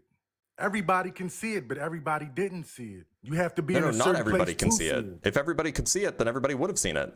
What did I just say? I said it's a solar eclipse. Everybody can see it, but you have to be in a certain. That's like having a concert. Everybody can go to the concert, but everybody didn't make it to the concert. Okay. So I understand what you're saying. You're simply saying that everybody could have traveled to see the solar eclipse, but not everybody did travel to see the solar eclipse. Is that what you're saying? Mm-hmm. Okay, great. Now, so it sounds like that we could probably use the size of the path of the solar eclipse to figure out how far away the black sun is from the regular sun. Because, you know, if it was further away, then the path would be smaller, right? It would only be blocked, like, the closer it is to the sun, then it'll block it for more people, right? Probably. Why hasn't anybody done this? This seems groundbreaking. It's close enough to the sun that you can only see just the line around the light. I mean, the line of the sun around it. This seems groundbreaking. Why hasn't anyone figured out how far away the black sun is from the regular sun? It's certain stuff that's meant for everybody, and then it's stuff that's meant for But this is groundbreaking. This is accessible to everybody. It doesn't matter. The government doesn't work like that. What does this have to do with the government? Like, citizen scientists could do it. But did they do it? Well, I don't know why they haven't. This seems groundbreaking. You should do it and go win a Nobel Prize. Man, I'm pretty sure this stuff is done, bro. I don't think so. Why not? And we got all these so-called if it has, I'd love to hear it. Shit, they can do it. I ain't gonna do it. I ain't getting nothing for Why it. hasn't anyone done it then? This is like huge groundbreaking research. And by the way, why can't I see it like, I would think that, let's say that I'm in California during that eclipse. I would think that I would still see like a black orb in the sky just next to the sun. Did you see the eclipse from California? I wasn't in California. I wasn't in America at the time. But look, like, I would think that you would see like a black orb in the sky next to the sun, just not overlapping, right? Oh, fuck, yeah. But why didn't anybody see a black orb in the sky? They did see the black orb in the sky. If they seen the sun black out and it got dark. No, I'm talking about if you're not in line of the eclipse, then like because they would see like they would see the black sun next to the they would see the black sun next to the regular sun. They were on the other side of the sun. Can you see me standing in? Listen. Can you see me standing in front of you? They're not on the exact opposite side. They're just kind of like off to the side. Can I ask you a question? Yeah, Can you see me standing in front of you, behind you? Do you? The person in California is not behind the sun. Answer my question. No, of course I can. Of course I can. But like the person in California is not behind the sun. If we are the same size, right, and I'm standing in front of you, can somebody behind me see you? I mean, somebody behind you see me? That would be the eclipse, right? Yeah, can somebody behind? Hold on, but you're not answering the question. Okay, I think we need a diagram. I think we need a diagram. We're diagramming it, y'all. If we're the same size, and I'm just a little bit small. No, say I'm just a little bit, I'm an inch smaller than you. And I'm standing in front of you. The difference in size is representing the sun that you can see. We're gonna over diagram the solar eclipse, right? So if it's somebody behind you, and I'm an inch smaller than you, and I'm standing perfectly in front of you, none of my body is going outside of your body. Can somebody behind you see me standing in front of you? Sorry, I didn't follow all of that. I'm drawing a diagram for you. Chat. Can they see me standing in front of him, from behind him? If I'm an inch smaller than him, and none of my body goes outside of his body, can they see me standing in front of him, from behind him? No, right? My point, thank you. All right, here, I drew a diagram. Want to see a diagram? Nope. You gonna run away? No, I ain't going nowhere. I don't want to see the diagram. Okay, well, too bad. You're gonna see a diagram, right? So let's say that this is Texas here. We have Texas here. Oops, that's giant. We have Texas here, and then we have California over here, right? Mm-hmm. So you tell me why they couldn't see it. So we have Texas here and California there. So am I correct? I'm just trying to understand what you think is. So you think that the person in Texas couldn't see the sun because there was, you know, the person in the black sun in Texas front? Can see the sun, like we both said. No, not during the eclipse. Yeah. The people in California would see a bit of both. A bit of both. So everything. Question. So the person in Texas cannot see the sun because there's the black sun in the way, right? They can see the outlines of the sun, yeah. Yeah, maybe. But the person in California, they can see the whole sun, right?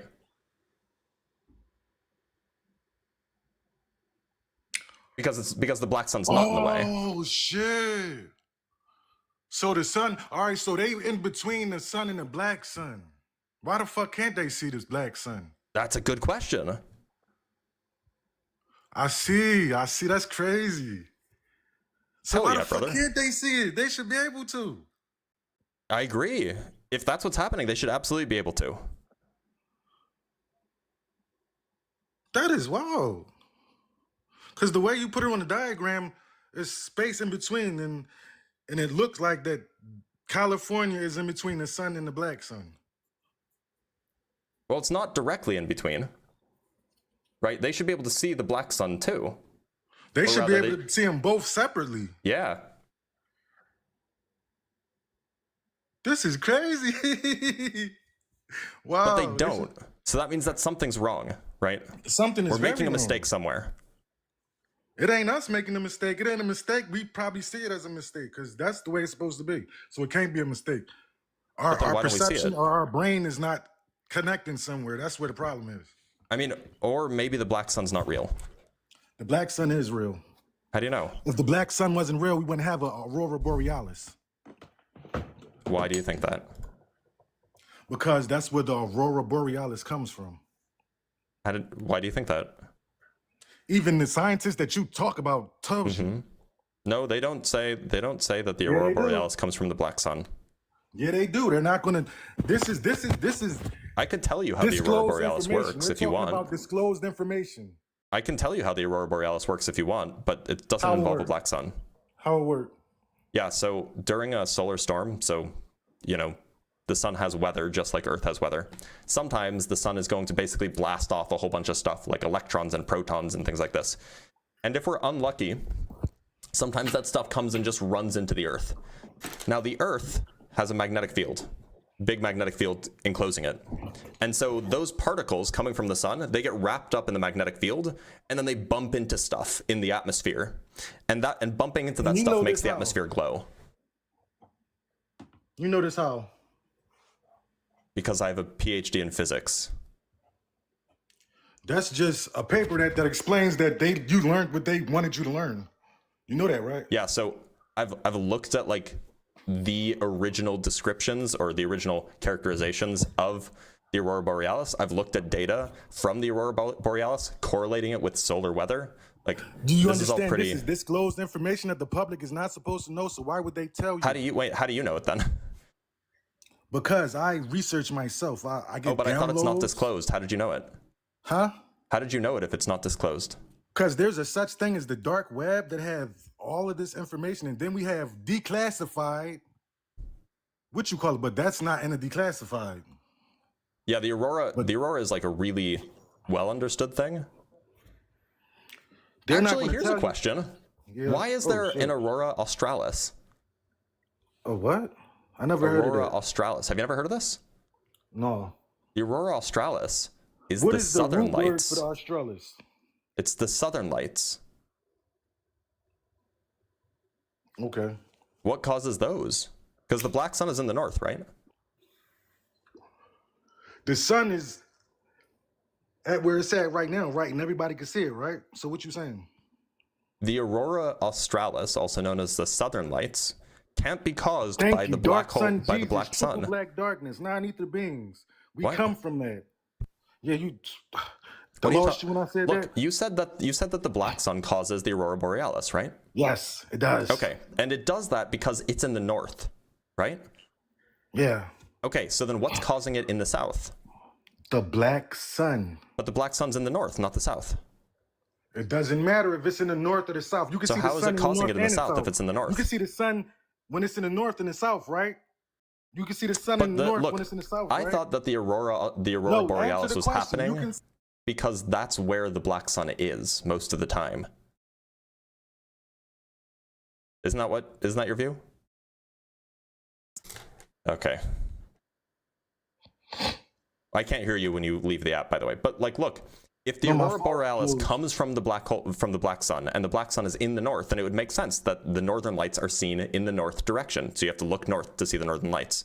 But why is it that in the southern hemisphere, you have to look south to see the southern lights? That's away from the black sun. The same way you can see the sun when it's over Philly, you can see it in Cali. But why do you have to look north to see the aurora borealis in Finland? Because that's where it's happening at that time. At that But time. it happens simultaneously in the north and the south. And it happens in opposite directions. And you can still see it from wherever you at, right? You can see it in the southern hemisphere and you can see it in the northern hemisphere at the same time. That answers your question. But you have to look south to see it in the southern hemisphere. You don't have to look Because towards that's the where black it's at sun. at You have that to look time. south. Because that's where it's at that time. If it's in the north, that's where it's at that time. I'm confused. I thought that the aurora borealis happens where the black sun is. It doesn't matter where the sun is. You can see the light. I'm not talking about the sun. I'm talking about the black sun. The black what? The black sun. The black sun? It's not that. That's not the regular sun, right? No, it's not the regular It's sun. And the different. black sun isn't always out. So why is it that when But you can see why is it evidence that of you the have black to sun look because north? that's where the sun gets its light Why from. is it that you have to look north to see the northern The lights? same way that the sun gets its light from the black sun wherever it's at. I'm confused. Why do you have to look north to see the northern lights? Again, the same way that What are you can see looking the towards? sun's light. What are you looking towards when you see the northern It lights? doesn't matter what you're looking towards. The sun is in the It sky. does matter. I'm No, trying to figure the out sun what is in the causes sky, the northern right? lights in your view. The sun is in the sky, right? The sun is in You the can see sky the sun. sometimes, You not can see not the when you sun can see from the northern everywhere, right? lights. Where does the sun get its light from? It doesn't It get generates it its from the own moon. light. No, it doesn't. It gets it from the black moon. I mean, the black sun. All right, I think we gotta be done here.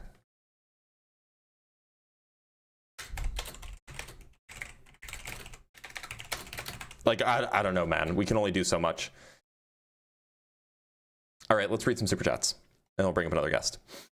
From Dohar with the 249 euros. How did you get interested in physics? Oh, I thought that black holes were really cool. From Skydavs with the 5 Canuck bucks. I think the Earth is a 2D slice of a 6D Calabi-Yau quintic manifold based in Calabi-Yau-pilled.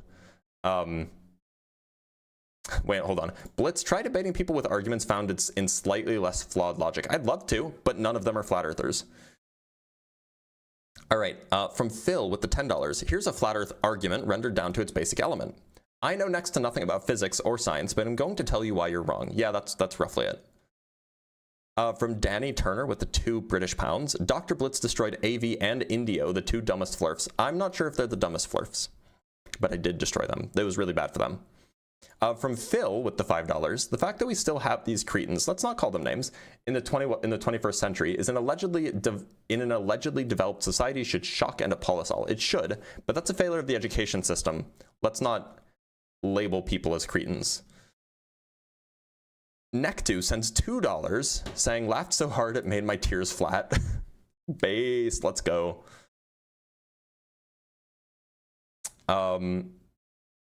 Then we have $5 from Cranky Old Cuber. This guy's not even trying to listen to you. So painful. Thanks for doing this so we don't have to.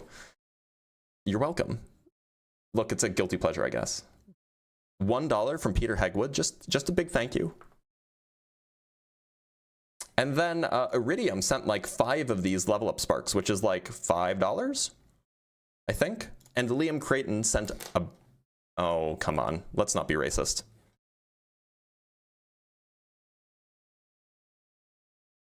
That's like really shitty.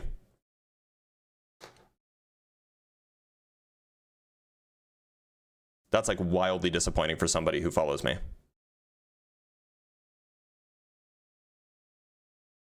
All right, let's talk to our next guest. If you see Liam in the chat, just ban him. Hi, Dr. Blitz. How are you? Hey, Incognito, how's it going? I'm good. I'm good. I just want to take 2 minutes of your time. I went down the rabbit hole of flat Earth, and I think it's really, really dangerous. I was able to come out of it fairly quickly, and I'd like to tell you how I did it. I think it's because I figured out. It's not for this platform. It's not what it's here for. All right, somebody was saying, "Come on, bring me up, Blitz. Come on, bring me up." Who was it? Who was it?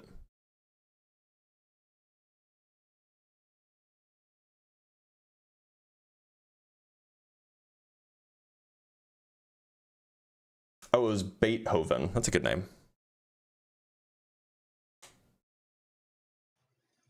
Beethoven, how's it going? Good evening.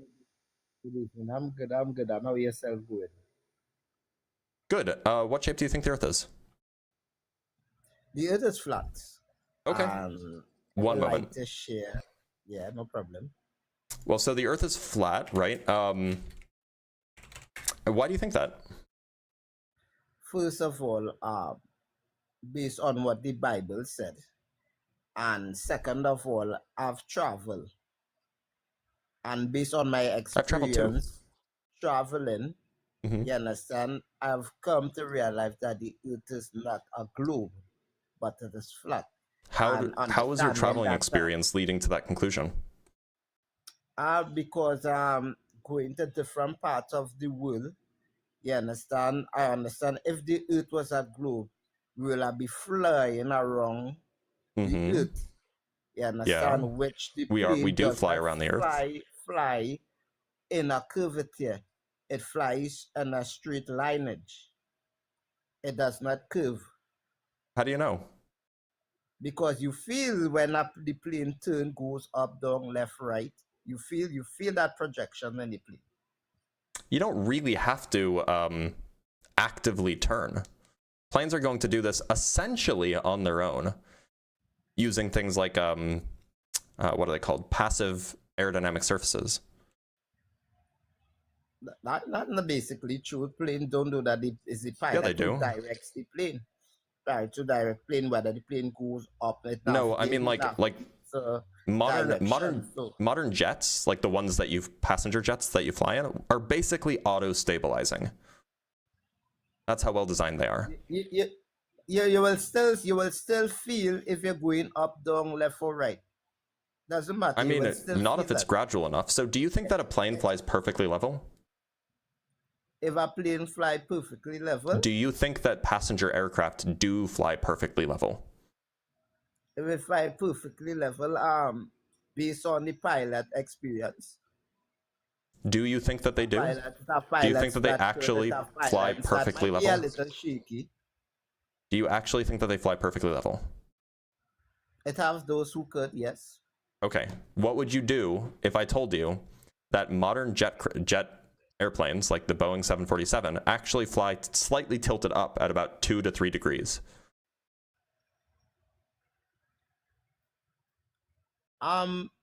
Even if it is tilt, even if it is I thought you said that you would know if you were flying up. I was saying, right? Even if it's tilt, the plane when it fly with a projection, with a tilt.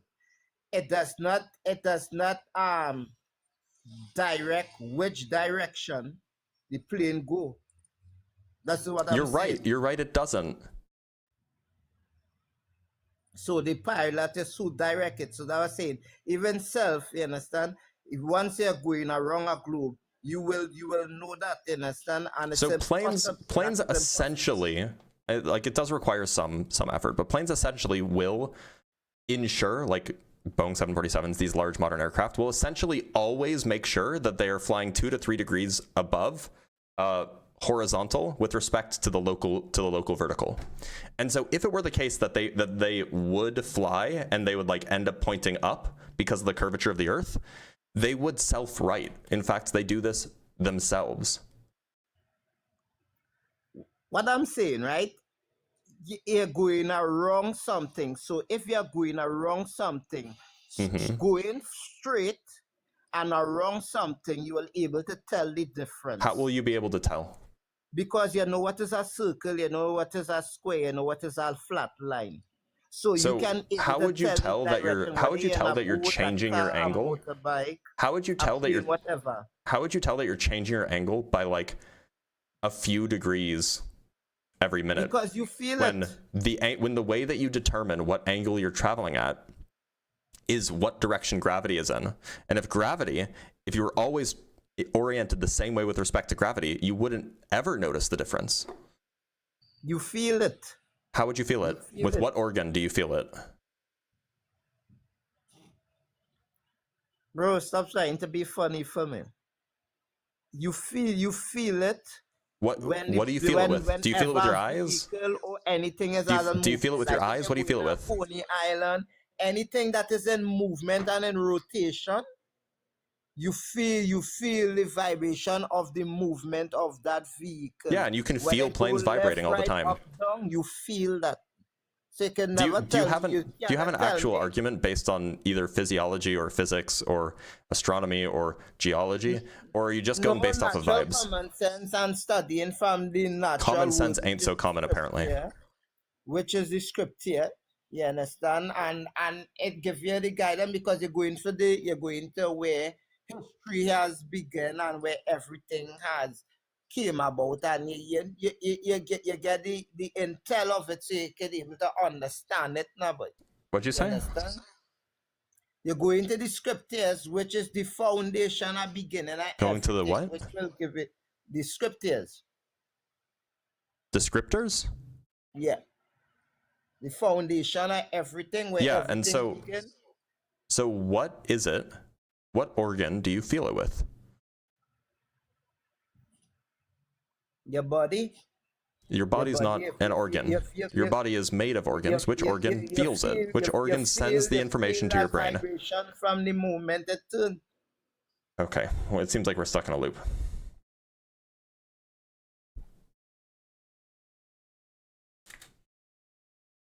Marmar, how's it going? Yo. Marmar, can you hear me? Yo, it's good, brother. How you doing? I'm doing all right. What shape do you think the Earth is? Bro, I don't even know, like, we're taught so many lies, like, how do we know it's true type shit, you know?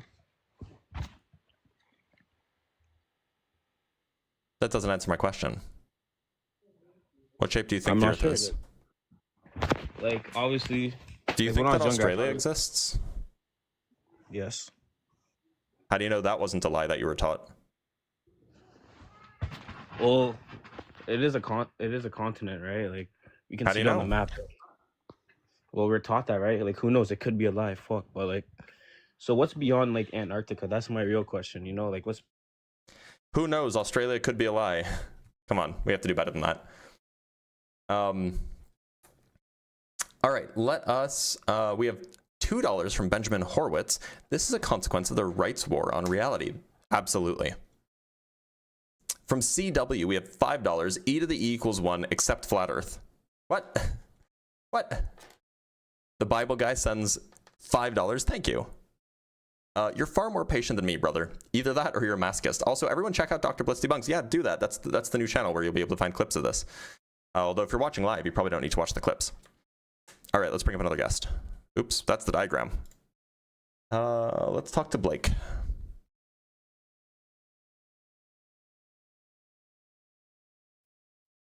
Blake, how's it going?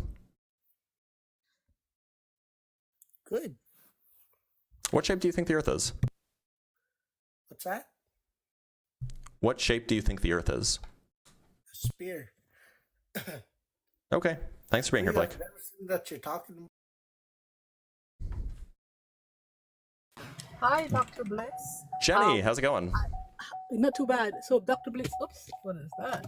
I saw you the first time with Justin and Ian, I think, and I was like really blown away. I love Justin, and I just want to say,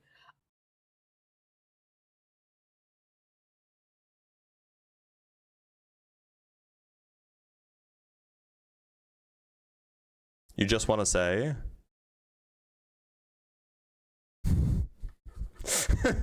That's really funny, though. Not gonna lie.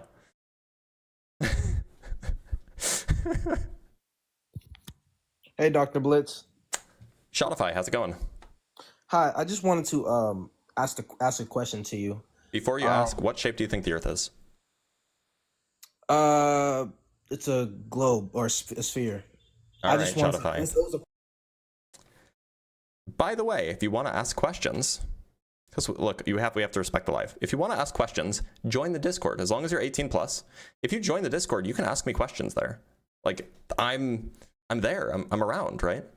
All right, let's move on to the next guest. Stargirl. Oh, I don't know if she's here yet. Stargirl, how's it going? Can you hear me? Yeah, I can. What shape do you think the Earth so it is? might be a little weird. You're good. Sphere. But Okay. you are causing so much commotion on my page, and I definitely need like 5 minutes at least. What did I do? Literally. Oh no, you just made nothing bad. You just made a video responding to my videos, and it sent a lot of people to my page saying that was misinforming people. It was about the geometry. You just made the video. Oh yeah, okay. So I didn't recognize your name. Was it misinforming people? I mean, it seemed like it wasn't true. No, okay. So I just want to point out that the video that I made was in regards to a conversation I was having previous. Like if you click on the comment, you'll see another video where we're talking about consciousness and people's like belief systems and how you can find the parallels in math, science, history, physics, etc. That's when I went on to make the video with the sacred geometry. And I said in the beginning that it very clearly that was not physics, that it was sacred geometry. And that to start with like physics, you're going to want a starting point. And I started with geometry in general. And then sacred geometry was specifically because I was going the route of talking about people's like, you know, the parallels of belief systems and consciousness. But like, you said that in the video, you said you were going to talk about quantum physics, right? But like you said you were going to talk about quantum physics. Yeah, so I work 60-hour weeks and I'm doing this in a series. Okay, right, but so I'm doing a series fine. Like I work so much, I can't get it all done. No, I understand. So I started with that, and then I'm continuously making videos out throughout the process. I haven't really even gotten to that. So I understand. So you said that you were going to start with quantum mechanics, and in order to understand quantum mechanics, you need to understand geometry. But then you went on to not really talk about geometry either. You kind of just talked about the Fibonacci stuff and like sacred geometry. Yeah, because I want to get the grounds of what sacred geometry is, because that's kind of the route I was going. So this isn't like, I want to start with the basics. This isn't like regular geometry. This isn't just like geometry as you know, as the word typically means. It's the stuff they were burning books about, you know. And another thing, like the Vesica Pisces thing. I use the name because I'm using sacred geometry. I'm not really referring to. And then you can see in my videos, like other videos, I don't really talk about like the shapes have magic powers and the whole thing. I just going through because I want to describe the idea of patterns in nature. And I'm literally pointing out the parallels in different points of history and math and science and all. I have a video, the first video I make on all of this is about that specifically. And then I got to that sacred geometry video. Look, so to be clear, if anybody's going onto your page and like harassing you, like, you know, insulting you or whatever, they shouldn't be doing that. People should not like insult people, period. So if anybody who's watching this is doing that. Insulted and harassed right now.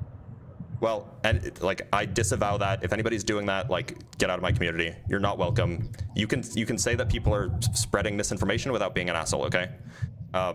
You can say that something's wrong without calling somebody stupid, right? That's all fine. So if you're doing that, stop, like quit it. Second, it still seems like you were saying a lot of things that are not true. Or, can you tell me? Like so I don't like the Fibonacci stuff. So. The Fibonacci stuff, for example. Like it's just not true that the Fibonacci spiral shows up everywhere in nature. That it's false. It's a myth. Oh well, yeah. But it is Obviously, false. that's like an over exaggeration, but it is out there, and that was my point. Like, I did over exaggerate in a few terms, but no, it's definitely in nature. Like sunflowers, not every sunflower is going to have it, but you'll find one, especially because that's what nature does. And also the point of the Fibonacci sequence and it takes multiple vibrations to even get to that. So that shows in nature that you're not going to have a perfect vibrations? one every time. Oh, vibration. Sorry, let me use like correct terminology. Just like the by vibrations, I do mean just like the frequencies, the movement, the motion that it's making, and the frequency that it appears at as it does those motions. But like these shapes aren't moving, right? No, but they're in a state of motion. Everything is in a state of motion. I don't mean like. But what does that have to do with the Fibonacci? Because it's vibrating. What's vibrating? What's the thing vibrating? What frequency? So the frequency. Well, everything is kind of happening at a different frequency. It's not specifically like the golden ratio or that frequency. Kind of my point and where I was going, that like the way they're even connected in general, it's not like they're moving specifically at the golden ratio. It's just the fact that if you were to divide the numbers, it's going to get closer and closer to that. I don't understand what you mean. I mean, like it takes like multiple times to get something like that, to get to the golden ratio. I know everything is not the Fibonacci sequence. My point was that it takes a lot of like cycles to get to a point like that. Where's the connection between the golden ratio and like anything that's vibrating? My point. So when things are the Fibonacci sequence, so we got these beautiful shapes at the Fibonacci sequence, and they're vibrating. And by that, what's doing the vibrating? What's doing the vibrating? Everything is in motion. Okay, Everything but in the world so are is in those motion. things Everything vibrating in our according environment, to the everything Fibonacci is in sequence? motion. So that's where I'm going. So it's not. So wait, restate your question. Sorry, I don't want to. Look, so I agree. Like atoms, like you can describe like it's probably not the exact correct word, but you could say that like atoms are vibrating all the time, right? Can you give me the word? Because I use vibrate a lot, and you could say like oscillate. Vibration's probably oscillate, okay for some things. Vibrate's probably okay for some things, but like it just doesn't describe everything, right? Like you know. But anyway, so let's say that everything's moving, right? Everything's like jiggling around, oscillating, vibrating, whatever. Yeah, where all does in the state of motion. where does the Fibonacci sequence come in? Where does the golden ratio come in? How is that connected at all to the fact So like that everything is vibrating? geometry, and we're going through the fractals and the patterns that we're going to find in nature. So if we find So a what's the plant connection? that has, Lay it out for me. I'm going. So if we find a plant for the sunflowers, for example, that I use, of course, not every sunflower is happening at the Fibonacci, this golden ratio, this perfect sequence. And that's also part of my point, because it's going to take multiple times for the earth to spit out sunflowers to get a perfect one. Because it's but like the sunflower seeds aren't the things that are the sunflower seeds aren't in motion, not right? the sunflower seed. I said the earth. The earth is spitting it out, like, you know, doing. Okay, but the earth is not like oscillating at some Fibonacci frequency or something, right? I didn't say that. No, But I agree. so what is the connection between like the vibration, the oscillation, the jiggling, and the Fibonacci? What's the connection there?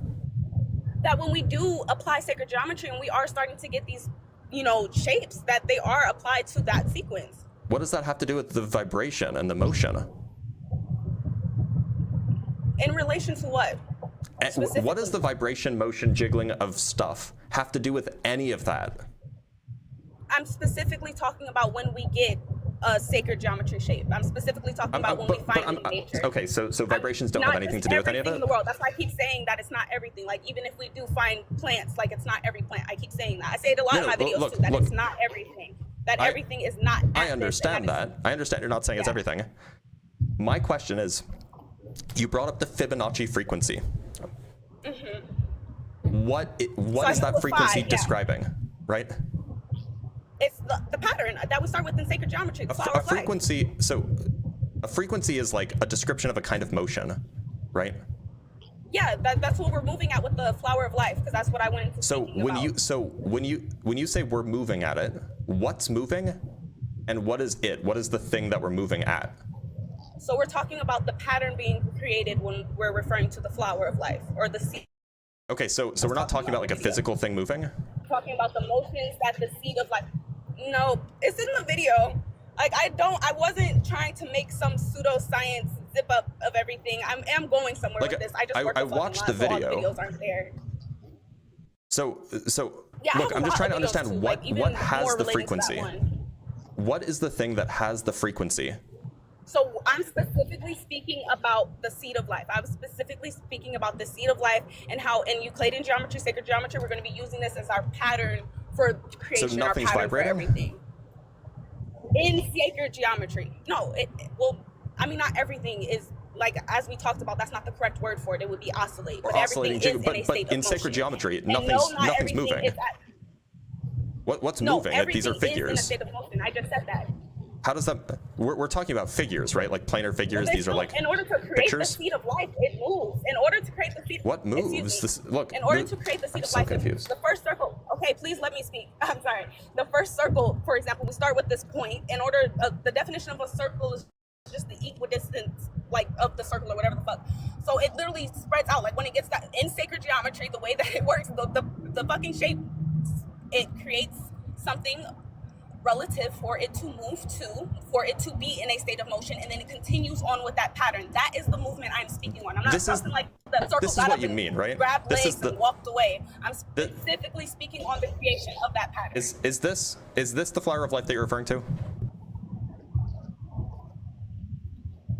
The seed of life, but yes, that would be the flower of life. Okay. Is this moving? And I'm talking about, like, the creation. So if you go and you find the no. So go look up at that, and yeah, kind of, yes, because if you keep going into sacred geometry, It's you're gonna moving? find, like, it does whatever it does. No, like, this is static. This is not moving. It's in a state of motion. I'm specifically saying that it is in a state of motion. I'm not saying it's getting, like, and then If it's in a state of motion, that means that it's moving. What I used in my video wasn't that. So can you find Well, okay, so you use like the Vesica Pisces, for example. Right. Like, so yeah, like find like the circle and Yeah, then I'll like go find a picture of that. 2 circles, the 3 circles, the 4 circles, the 5 circles. That's more so. Yeah, so here's a Vesica Pisces, right? Is this thing moving? I'm not just talking about that. There's multiple cycles. So you're gonna get the point, the first circle, the 2 circles, Yeah, the 3 so you're circles, giving me a 4 bunch circles, of 5 circles, descriptions of like of static plane figures. Right. You're not showing me what I'm talking about. You're not showing me what I'm saying. And I would do it, but I'm driving right now, so I literally. Oh, you can't be. So like, so this isn't your fault. You didn't know, but you can't be on a TikTok live while driving. It's against TOS and it could get me banned. But look, all I'm getting at is that like people talk about motion and like frequency as if it's like a real thing. But like in order for something to be in motion, to have frequencies, it has to actually be moving. Something has to be actually moving, not just like a picture that like, you know, conceptually flows from one, like it has to actually be moving, right? I just don't understand what the confusion is. All right, we have some super chats to read. From Peter Hegwood, I meant to ask, can a pilot fly between the black sun and regular sun? Is there space there? There must be, right? There must be.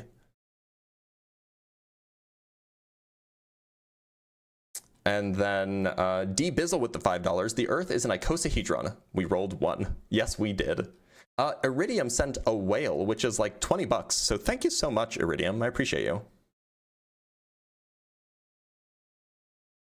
7 Canuck bucks from Discordant Rhyme. Appreciate your admonition against name calling. You're asking us to be better versions of ourselves, so I'll try to do. Yeah, look, like, so you guys know Dan McClellan. I'm sure you guys know who Dan McClellan is. He's a big creator. In every single one of his response videos, he always says, don't attack the person's appearance or intrinsic characteristics, whatever. Don't do that shit. It makes me look bad when people who are supposedly on my side go and be assholes to people. Especially assholes to people about the way they look or about their, you know, supposed intelligence, or like, don't do that. It makes me look bad and I don't want you to do that. Okay? Anyway, from $10, we have Martin Papatera, new to your channel. I really enjoy your debates. Amazing how ignorant some people are. Yeah, some people are. It's really an issue. And that's why, like, often these become just teaching moments, which, you know, is the good thing. Like, teaching moments can be good. It's just unfortunate that we have to have flat earthers in order for it to be the case. From Ken with the $10, the seed of life is stored in the sack. All right, that's kind of funny, though. That's kind of funny. Okay, somebody says she's blowing it up, too. She made an angry response that called me ignorant. I mean, look, that's on her. If she's going to do that, that's fine. Like, she can do that. I won't be... like, you know, it's fine. She can call me whatever she wants to call me. I'm not that way. Okay, my mom taught me better. You attack the argument, not the person. All right, let's bring on another guest.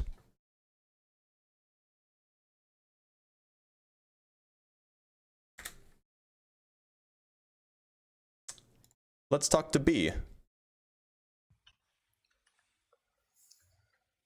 B, Hello. How's it going?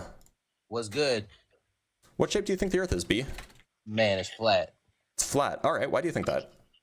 Man, okay, there's a couple of reasons. Number one, we live on a flat plane. When you walk to school, it's all in squares, right? Like every block has squares. We don't base our streets on circles. We base our streets on squares, right? Well, it depends on where you live.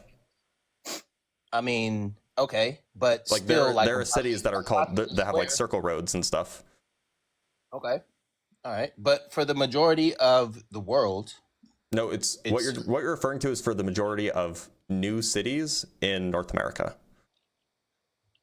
Okay. Which is fine. Well, most new cities in North America were designed on a grid system because it's really easy to navigate. But like if you go to any city that's older than the automobile, like if you go to like Boston or if you go to like any city in Europe, it will not be organized that way at all. Because they were using a different type of geometry. Like no, they were just building cities in a way that was like natural and organic. They didn't like do city planning back then. Right. So like in nature, what do you see? Do you see blocks? Do you see squares? You don't really see that, right? I mean, you see crystals, and crystals can be shaped like that. Yeah. Yeah, but you have to break them. You have to go into the earth to find those. You can't No, find them not necessarily. Let me show you something crazy. Called, like, this is the craziest thing that, like, this exists is like, you know, I don't know why more theists don't use this as evidence that God is real, because like this is just like a rock that forms naturally. Okay, like the black cube. Right? Like, isn't that nuts? Kind of. I would like to see it in its like attached to the wall. Okay, let me see if I can find a picture or find a. Well, here's a bigger one. There's like they basically like pulled the wall out of the ground or out of the cave, and then there's just a bunch of like cubes sticking out of it. Well, I wonder how they grow like this. Right. So I wonder why they do that. I wonder, like, because not all that would be like the other chemistry and crystals physics don't for do you. that. The other crystals don't do that. It depends. Yeah, it depends on the geometry of the crystal. I mean, like quartz crystals have like 6 sides rather than, or quartz crystals have like a different shape. Basically, the different crystals have different shapes based off of the chemistry, right? Yeah, I guess so. Okay, another reason why I think the Earth is flat is because the old map that we used to use, or the current map that we use, is incorrect. How do you figure? Well, because is Greenland bigger than Africa? Oh, you mean that it's not to scale? Okay, yeah, I would agree with you on that. Okay. It's definitely not to scale. You know what is to scale? So hold on. So if it's not to scale, what else is not to scale? Well, you're right. It's not to scale because it's flat. No, I'm asking. Okay, then you answer your. That's a sink, right? That is a sink. I'm okay, just checking. Yeah, I'm not swimming in the tube going upside down. Yeah. Look, so you know what's not? You know what is perfectly to scale? A classroom globe. That's incorrect. Oh, how do you know? Well, how do you know? Well, I mean, if you go look up the sizes of these places, like if you go look up, just go to Wikipedia and you can type in like Greenland and it'll tell you the area of Greenland is this many million square kilometers or whatever. And then you can go compare it to like the size of Russia or the size of Australia, and you'll get numbers that make sense for the sizes as represented on the globe. Well, technically the globe was created so that whoever created that globe on that country or continent, they would be superior. Like they're bigger, globes, right? No, you're thinking of the Mercator projection. Globes don't have a superiority bit because globes are the same whether you're looking at them upside down or right side up. Okay.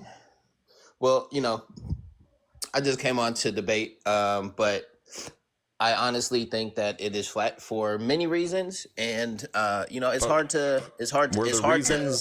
the reasons city blocks and the Mercator projection is wrong? No. What are the reasons? It's just because I was just waiting for my turn to finally get to talk. I wasn't taking notes or anything. I was actually just getting ready to do what I do in my day.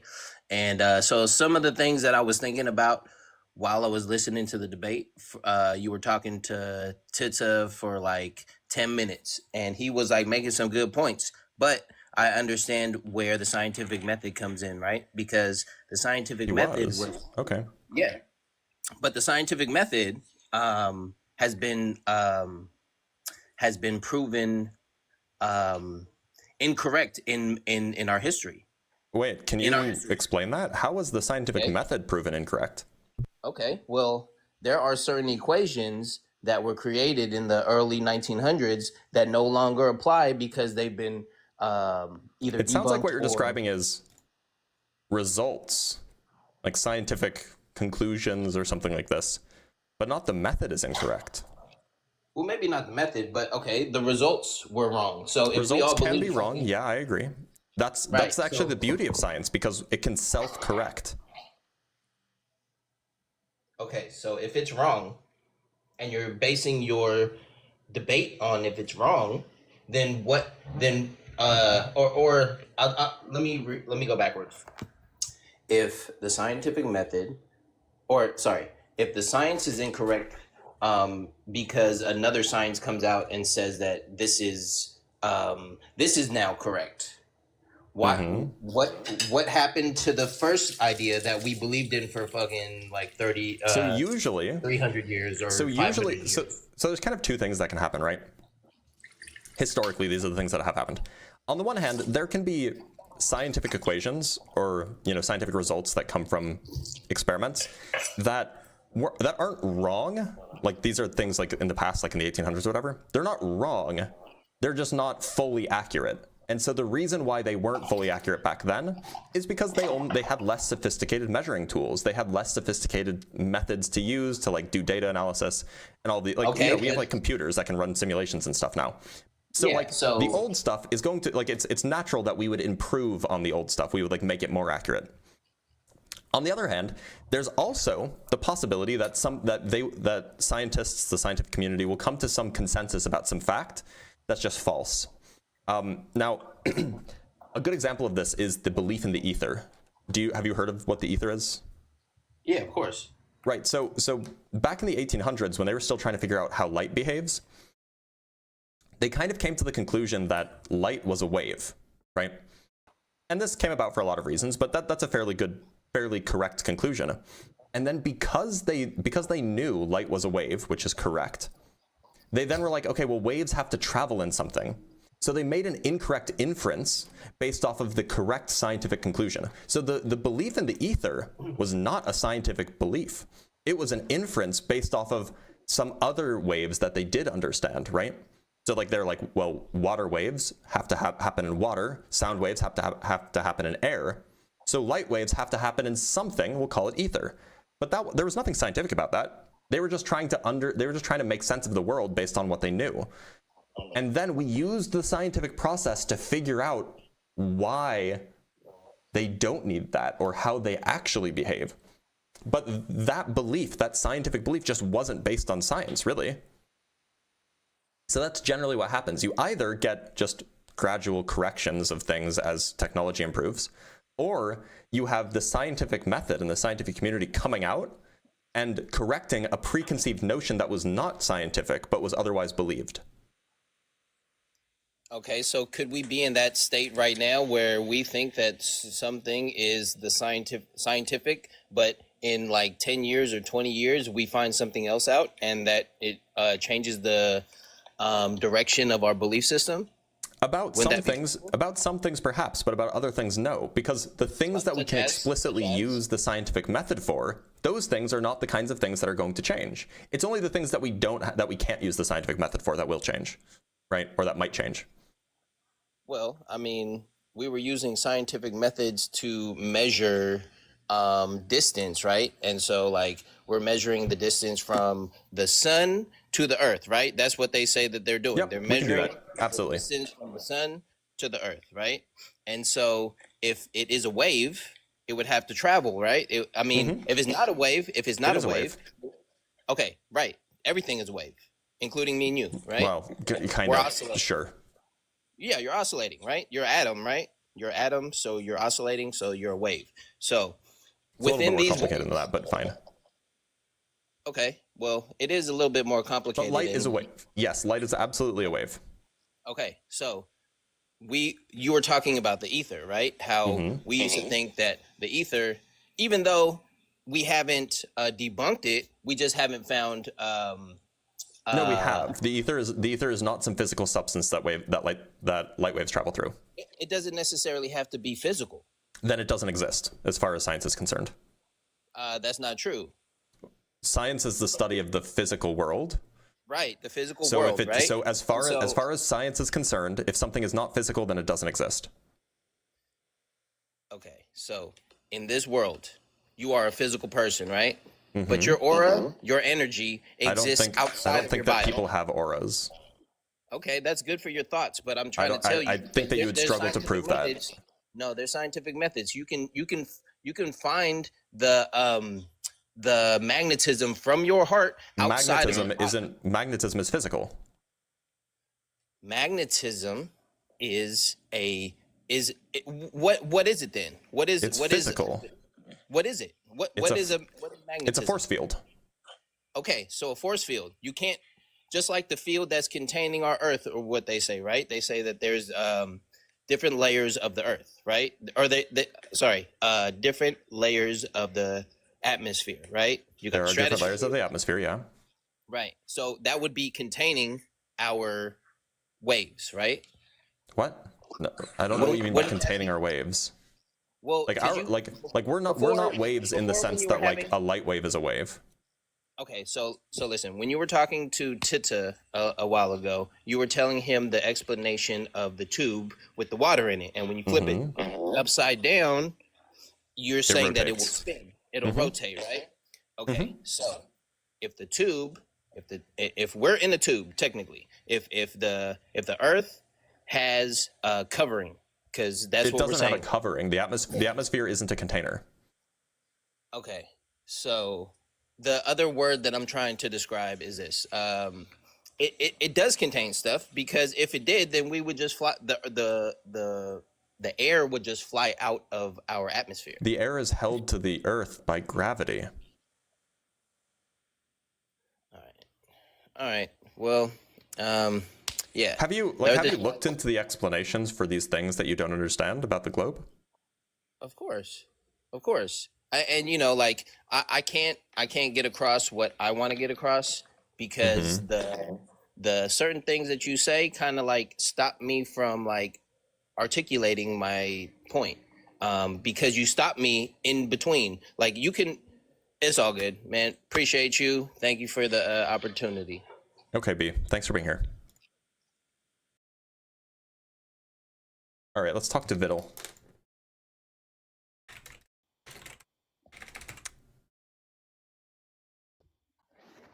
Viddle, how's it going?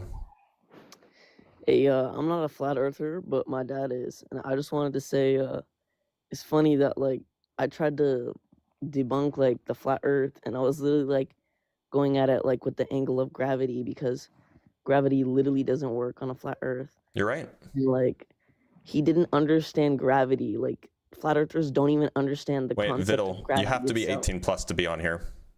I am. I'm 19. Okay. 2005. Okay. Anyway, yeah, Viddle, good luck. I mean, maybe keep listening. Maybe you'll get some new points. But I'm gonna bring up a flat earther, okay? All right.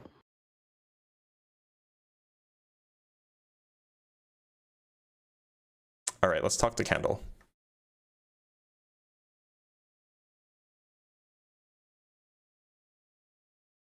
All right, let's talk to the 6.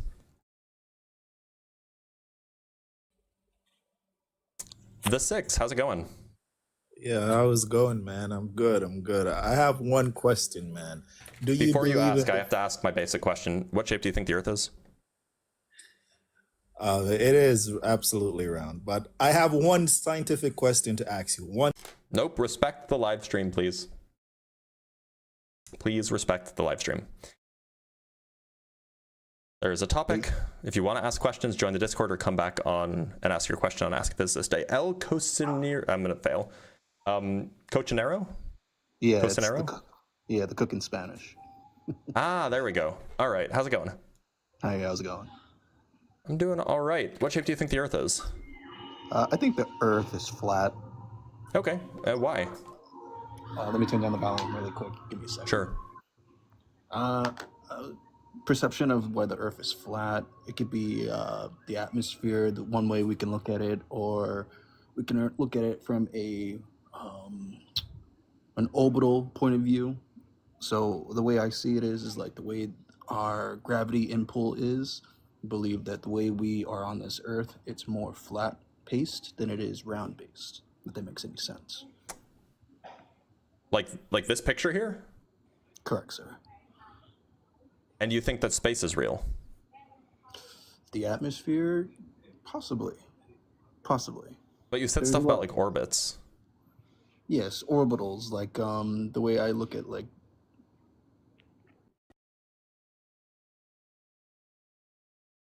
Oh, where'd he go?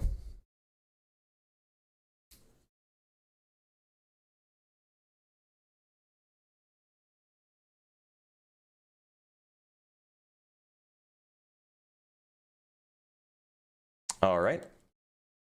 Let's move on to candlelight. Candlelights, Hello? how's it going? Hey man, how's it going? I'm doing all right. Thanks for asking. What shape do you think the Earth is? I think it's flat. I have a feeling it's flat. Why? So this won't be like I can go into the science about it, but one of the main factors for me personally isn't science, but it's that the scriptures kind of suggest it. The scriptures suggest a lot of things, though. Yeah. Do you believe but all of it?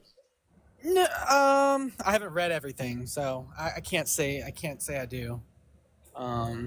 So, like, but for example, the scriptures suggest that plants existed before the sun did.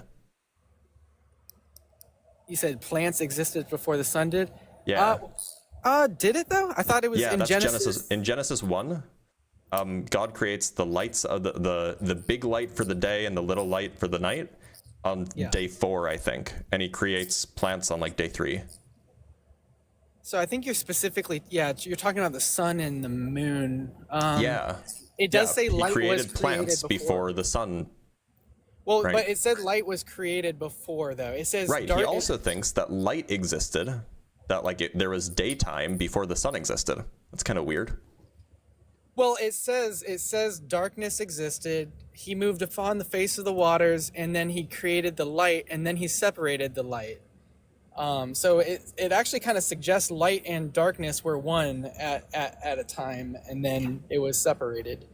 If you read it carefully, and look at the words. I mean, if you read it carefully, the sun existed, daytime existed before the sun existed. Yeah. And that's really weird, isn't it? It means that it could be daytime even if the sun didn't exist. Well, and you know what another weird thing about it is too? It also suggests that the day cycle goes night and then day, and that was the first day. It says that over and over for day 1, day 2, day 3. It says the evening and the morning were the first day. And usually we put things in chronological order, so...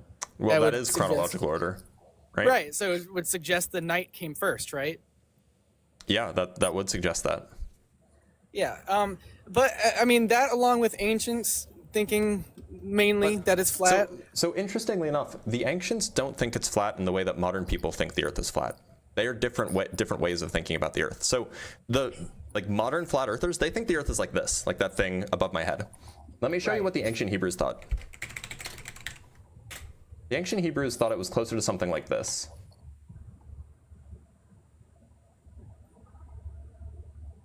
Right, So, yeah, absolutely. Right, but importantly, the really important feature, I don't know if you can see this. See those little gaps up here? Yeah. Those are windows and doors of heaven. Yep. And what they thought is that at nighttime, the sun went out through those windows and doors and then went underneath the flat earth and came back up on the other side.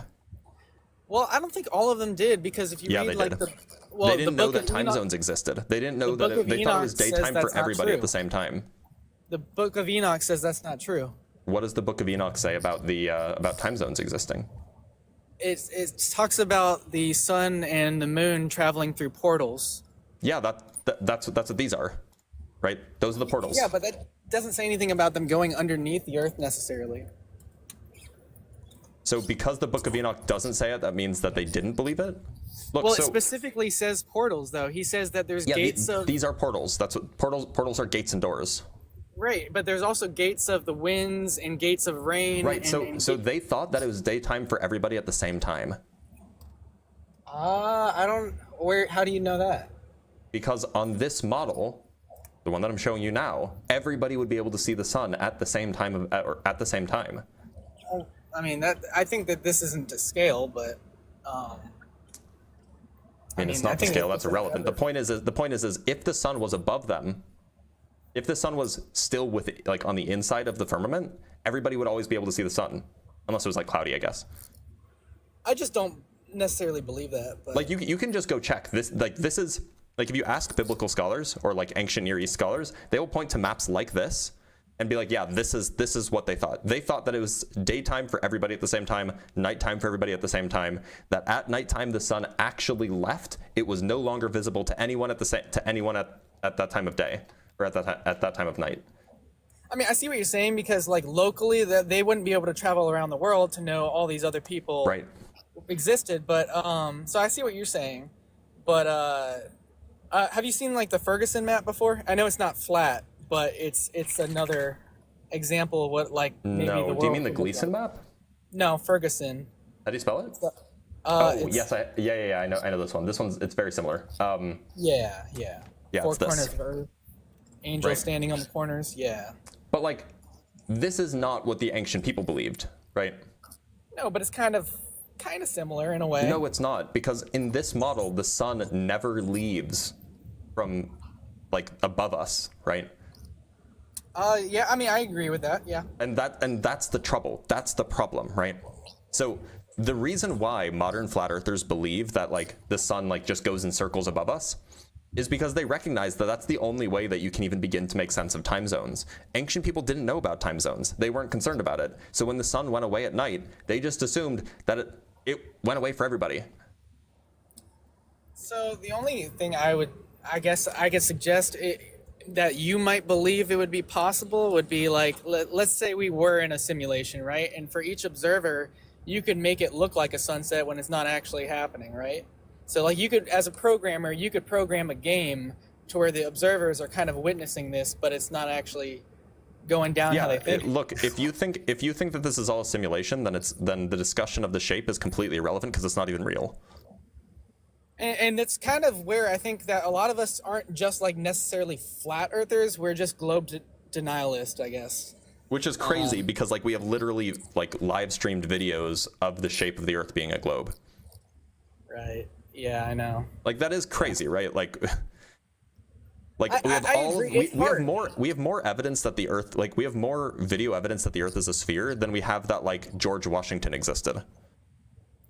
Yeah, it's hard because like, yeah, I know what you're saying. Yeah, you know, and these people are the only people, or the space agencies are the only ones that can really go up there to see it. No, that's not true. So, People can build rockets. Like there's a guy who built a rocket that, like privately, he's just like a regular dude. He just built a rocket, launched it into space, attached a rectilinear camera with a rectilinear lens to it, so there's no fisheye distortion. And then he just, I mean, it's not live streamed because it happened years ago, but he just put the video, the entire launch from ground all the way up to the top and then all the way back down is recorded. And it's like a globe. You can see it. You can see the curvature. 300,000 feet. That's pretty high. Yeah, it's like 60. It's like just under 60 miles. I might have seen that one before. I'm not sure, but I've definitely seen more, or like both kind of videos where it's like one shows, you know, like a flat horizon, and then others that show maybe a slight curvature. 300,000 feet, you should be able to see curvature though. You can. It's like really evident. I can show it to you right now if you wanted. I mean, yeah, I can see it really quick. I don't have much longer there. I got to go in a minute, but yeah, that sounds good. Let me see if I can pull it up. Here it is. I have to mute the sound.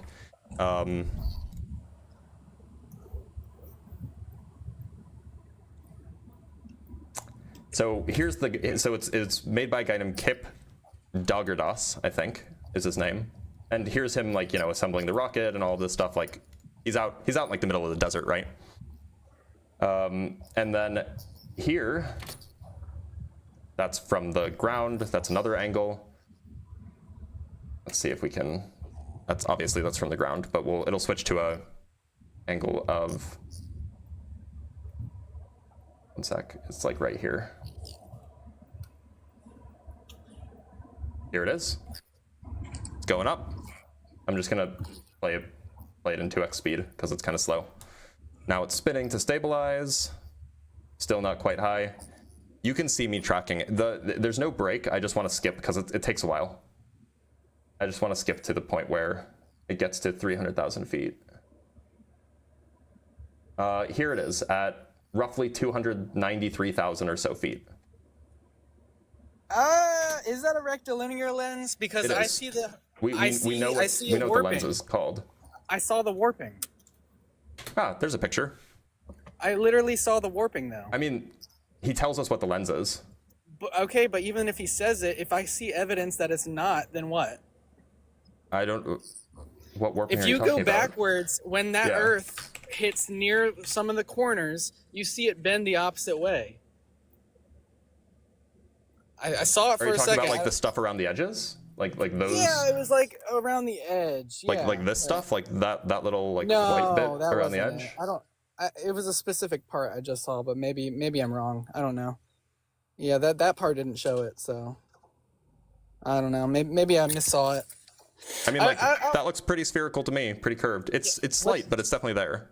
I'll tell you what. What's the name of this video? I'll look it up on my own time. It's called I'll come- 56 Miles Above Earth's Successful Amateur Rocket Launch. Now, there is something to be said, by the way. So even if this was not a rectilinear lens and he was lying to us, the distortion that you see from the fisheye effect, barrel distortion, the distortion that you see that things will curve like kind of up if it's in the top half of the screen, and it will curve down if it's in the bottom half of the screen, if it's actually a straight line. Yeah, correct. However, this picture of the horizon is in the bottom half of the screen, and yet it's still curving up. So if it were a fisheye lens, you should not be seeing it curving up this way. No, I got you. It might not be a fisheye. I do. If there was barrel distortion at all, you should see it curving down, not curving up, if it were actually flat. Yeah, I'll look that video up on my own time. I'll come to should. you next time, and then I'll come up next time, and then maybe we could talk about it more. But I gotta go. Sounds though. good. All right, Appreciate thanks you for being here, having me, Candle man. Lights. Take it easy. Take it easy. He was pleasant. All right, do we have time for one more? We probably do.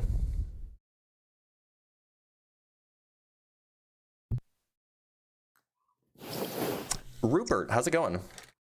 Good, and you? I'm doing all right. What shape do you think the Earth is? Flat. Okay, and it seems like there's some echo. Are you on headphones or something? No. Okay, well, we'll see if it's annoying. Right, so you think it's flat. Why so? Well, scripture, one.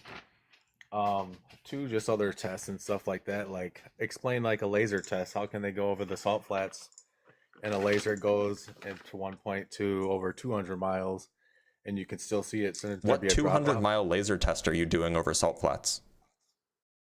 Look them up, man. There's all kinds of laser I've ones. looked. I'm familiar with the salt flat tests, but none of them are 200 miles. Even 20 miles. Okay, so even 20 miles, how much curvature drop should there be? It depends on how high the things are. 382 But look, feet or look. So, something. so is your question about like, okay, so we have this video of like a guy who drives, who drives however far away, and then he's like, "Yep, I'm putting the laser on the ground, and you can still see it." Is that roughly the extent of the evidence that you have? No, he has the laser set at 3 foot, and then they're driving as far away as they can, and they still have. Then they put a whiteboard down or whatever, and they can still see it at 3 feet high. Yeah. So what is required in order to see that? You just need light to be getting to you, right? Well, yeah. Okay. So do you think that there are any plausible explanations for this?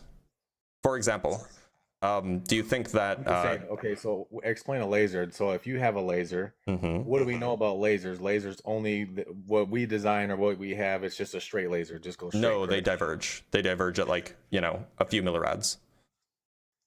They spread out. So they're gonna drop. They're gonna drop, right? You're saying they're gonna diverge. They're gonna You're spread saying out. Yeah, spread out. So they Yeah. would get bigger, correct? So like Yeah, if you and they're also light, and light almost light like a refracts. So like you're saying that the dot. So it wouldn't be The so dot if I'm should be pointing huge at- after 20 miles, by the way. That's what I'm trying to say. So How big was the but dot? if you have a more high-powered laser that will hold that beam. No, for the a power of greater the laser distance. doesn't tell you anything about how much it spreads out. Oh, okay. So then if he was holding up the whiteboard that far of a distance of 20 miles, It should then have you been. would think that It would cover the whole whiteboard, correct? Yeah, it That's should what have. You're saying. Yeah. So then why didn't it? Probably because he was lying. Oh, probably because he's lying. Okay. I mean, like, look, that's just how lasers work, right? Like, we could do the math. I mean, Yeah, does I he know tell how us the name of the laser? works. Say a flight plan. Where's a flight plan? why do all emergency flight plans don't never match where they're going on They do. a globe map? How come they don't work at all? They do. But if you want to talk about flight plans, Rupert, are you familiar with flights from New York to Japan? Yeah. Okay. How long do those take? Do you know? Not off the top of my head, no. Okay. Well, I do. They're about 13 hours. Can I show you something? Sure. Yeah. So if we go to AA-167, this is an American Airlines flight. At least it should be. I don't know if it's currently in the air. American Airlines, this is a flight from JFK, it's New York, Yep. to Japan, right? Yep. It's about 13 hours long. I don't know if you can see this. About 13 hours travel time. The flight path is this, right? Mm-hmm. This is an actual flight that's currently flying. Now, I'm going to pull up another flight, QF-28. Now, QF-28 is a very, very similar flight. Takes about 14 and a half hours. Oh, I guess that this flight is actually delayed. It takes about 14 and a half hours, a little bit longer. Mm-hmm. Oh no, I'm sorry, this is the wrong flight. I want QF-27, I think. Yeah, QF-27 is the similar flight. So QF-27 flies from, oh no, I did want QF-28. I lied. I just wanted it oriented this way. There we go. I don't know if you can see this. So QF-27 flies from Santiago, Chile to Sydney, Australia, right? Mm-hmm. And this is the flight path. Now, we can just go back and forth between the two. If we zoom out a little bit here, we zoom out a little bit here. These are very similar flight paths, just kind of one's flipped around the other, right? Yeah. Very similar. One is slightly shorter, just because it has slightly less distance, but they're very, very similar. Now, it turns out they actually take basically the same amount of time. This one takes like about an hour, hour and a half longer, depending on the weather, of course. Sometimes they'll be almost the exact same amount of time, but hour, hour and a half longer. But for a nearly identical flight, just flipped North Hemisphere versus South Hemisphere, why is it that you can fly basically the same distance in basically the same amount of time if you're traveling twice the distance on a flat Earth? But you're not. Really? That's not the same. That's not the same. No, but the one in the southern hemisphere should be traveling about twice as far. No. Look at this Not on map. the flat. So if you're flying Not from flat. JFK, which is here, to Tokyo, that's a flight right this way, right? Yeah. And you're flying from Santiago here to Sydney, Australia, which is here. That's almost the exact same flight. It almost passes over the exact same spot, but it's like twice as far. No. So it's not twice. Going from here to here is not twice as far as going from here to here. From the depiction that you're posting, yeah. So you're telling me that this map is not true to scale? No, it's not. Not even close. So it's a distortion. So it's not the actual shape. No, it's not. Oh, okay. So what is the actual shape if it's not flat? It is flat, but the depiction of what flat Earth map that you're showing is wrong.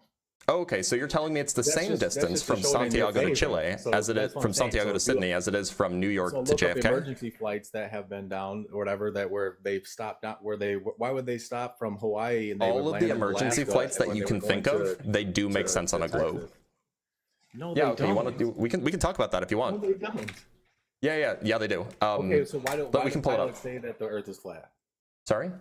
Why do pilots say that the Earth is flat? To get you off their back. Oh, to get you off their back. Yeah. Oh, okay. I mean, pilots also say the Earth is a globe. So if we're just going to appeal to what people say. So what's the emergency flight that you're talking about? If you're flying, so if the Earth is spinning, say whatever clockwise, if we're spinning or even counterclockwise. Hold on. Before we pivot, what's the emergency flight that you're talking about? Any of them. If you look at emergency stop plans for any flights that were, give me an example. I'll pull it up. Say from Hawaii to Texas, you would be flying from there. Why would they stop in Alaska? From Hawaii to Texas? Yeah. Emergency flight stops in Alaska. Let's see if they do this.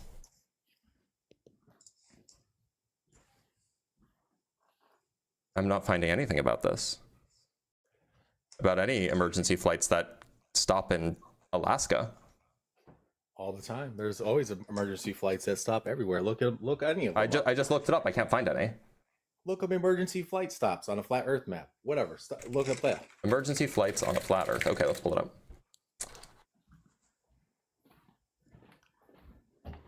I'm just looking for a flat Earth website.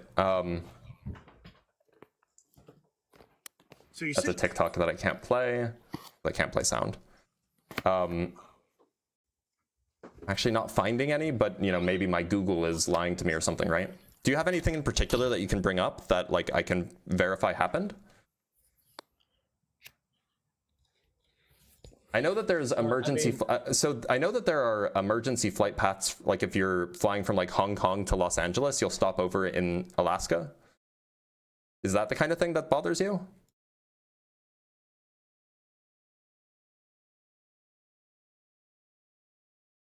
Oh, he's off the app. I think he's probably looking for stuff.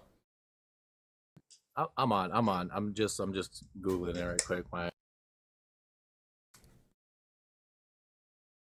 Because I think what you're referring to is like Japan to Los Angeles or Hong Kong to Los Angeles, not Hawaii to Los Angeles, or not Hawaii to Austin to Texas.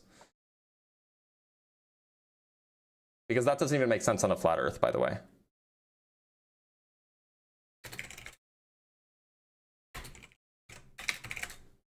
Go ahead and find it. We'll give you some time.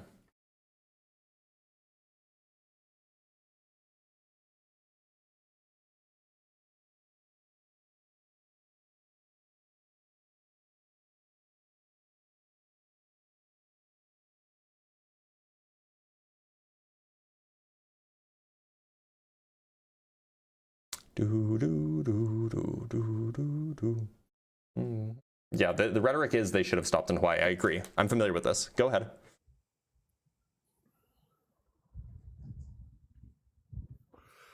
Rupert?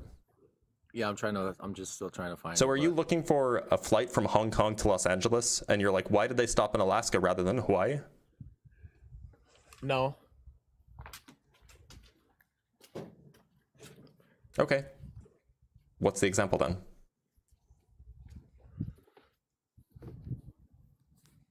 I'm looking for it in my searches. Okay.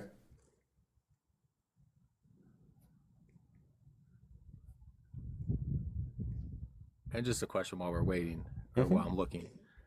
What's with the Treaty of Antarctica? Why can't you go there? You can. Only about a quarter of the countries in the world actually signed that treaty. If you are from a country that didn't sign that treaty, you can go there with no questions asked. I don't know. I tried 8 times. I still can't get there. What country are you from?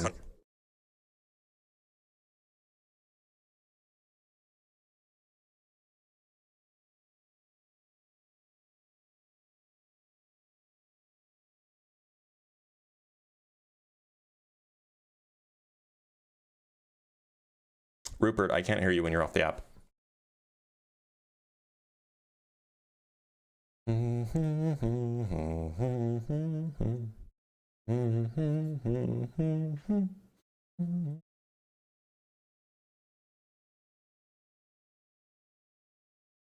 I believe it's YouTube, Dan McKeegan. Okay.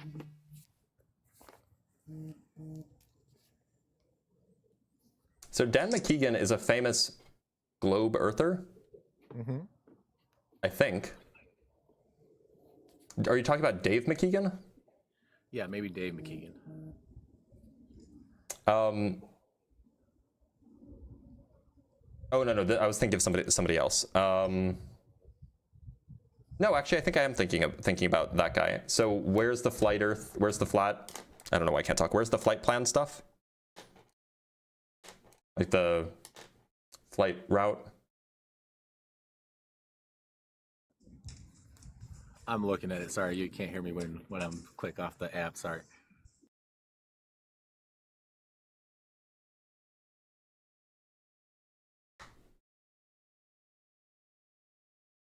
Look up Gary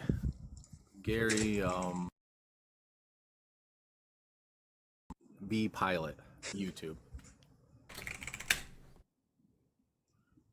Okay, and there's going to be emergency flights that are mentioned here in this video? Yes. Okay, so is it the dangerous tip from Gary V exposed by pilot? Not what you'd expect? I believe so. That's part of it. And then there's like another one. Okay, so look, I'm just looking for the flight. Like, what flight are you referring to? It seems like, okay, so it seems like you know the flat earth talking points, but you don't actually know them well enough to reproduce them, which kind of just shows that you just believe things without actually understanding them. 1 second.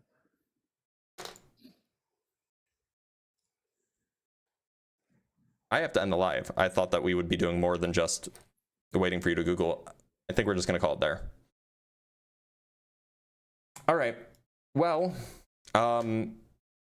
yeah, the live's over. It was a really anticlimactic way of ending the live. Sorry, guys. But it was noon. It's noon, and so that's when I end live. So anyway, let's read some super chats before we call it there, and then we'll move on, or then we'll call it a day. So from DRock719 with the $2, seed of life equals fruit of life equals photon juice. True. Seed of life is photon juice. From Aaron Baker with the $20, thank you for doing what you're doing. We need more professionals like yourself willing to combat the increasing plague of anti-science pseudoscience. It's really bad out here, y'all. Daniel Warholm says, with 5 Canuck bucks, Isaiah 40:22, which mentions the circle of the earth, using the Hebrew word hug, which can mean sphere. Interesting. Abe Son sends $5. People into woo beliefs have their own jargon. They have different definitions for vibrations, memory, synthetic energy, and so on. I know they do. That's the problem, right? That is the problem. We have $5 from TFW. How do we believe moon landing if we only just created launch, land, and launch rockets? How do we safely return? Oh, well, so they don't return with the whole rocket. They return with a little piece of it. Just a little bit of it. Somebody sent the N-word as a super chat. That's cool. Get out of my live stream. And then we have $10 from Abeson with the last super chat. Emergency flight stops have to be over land.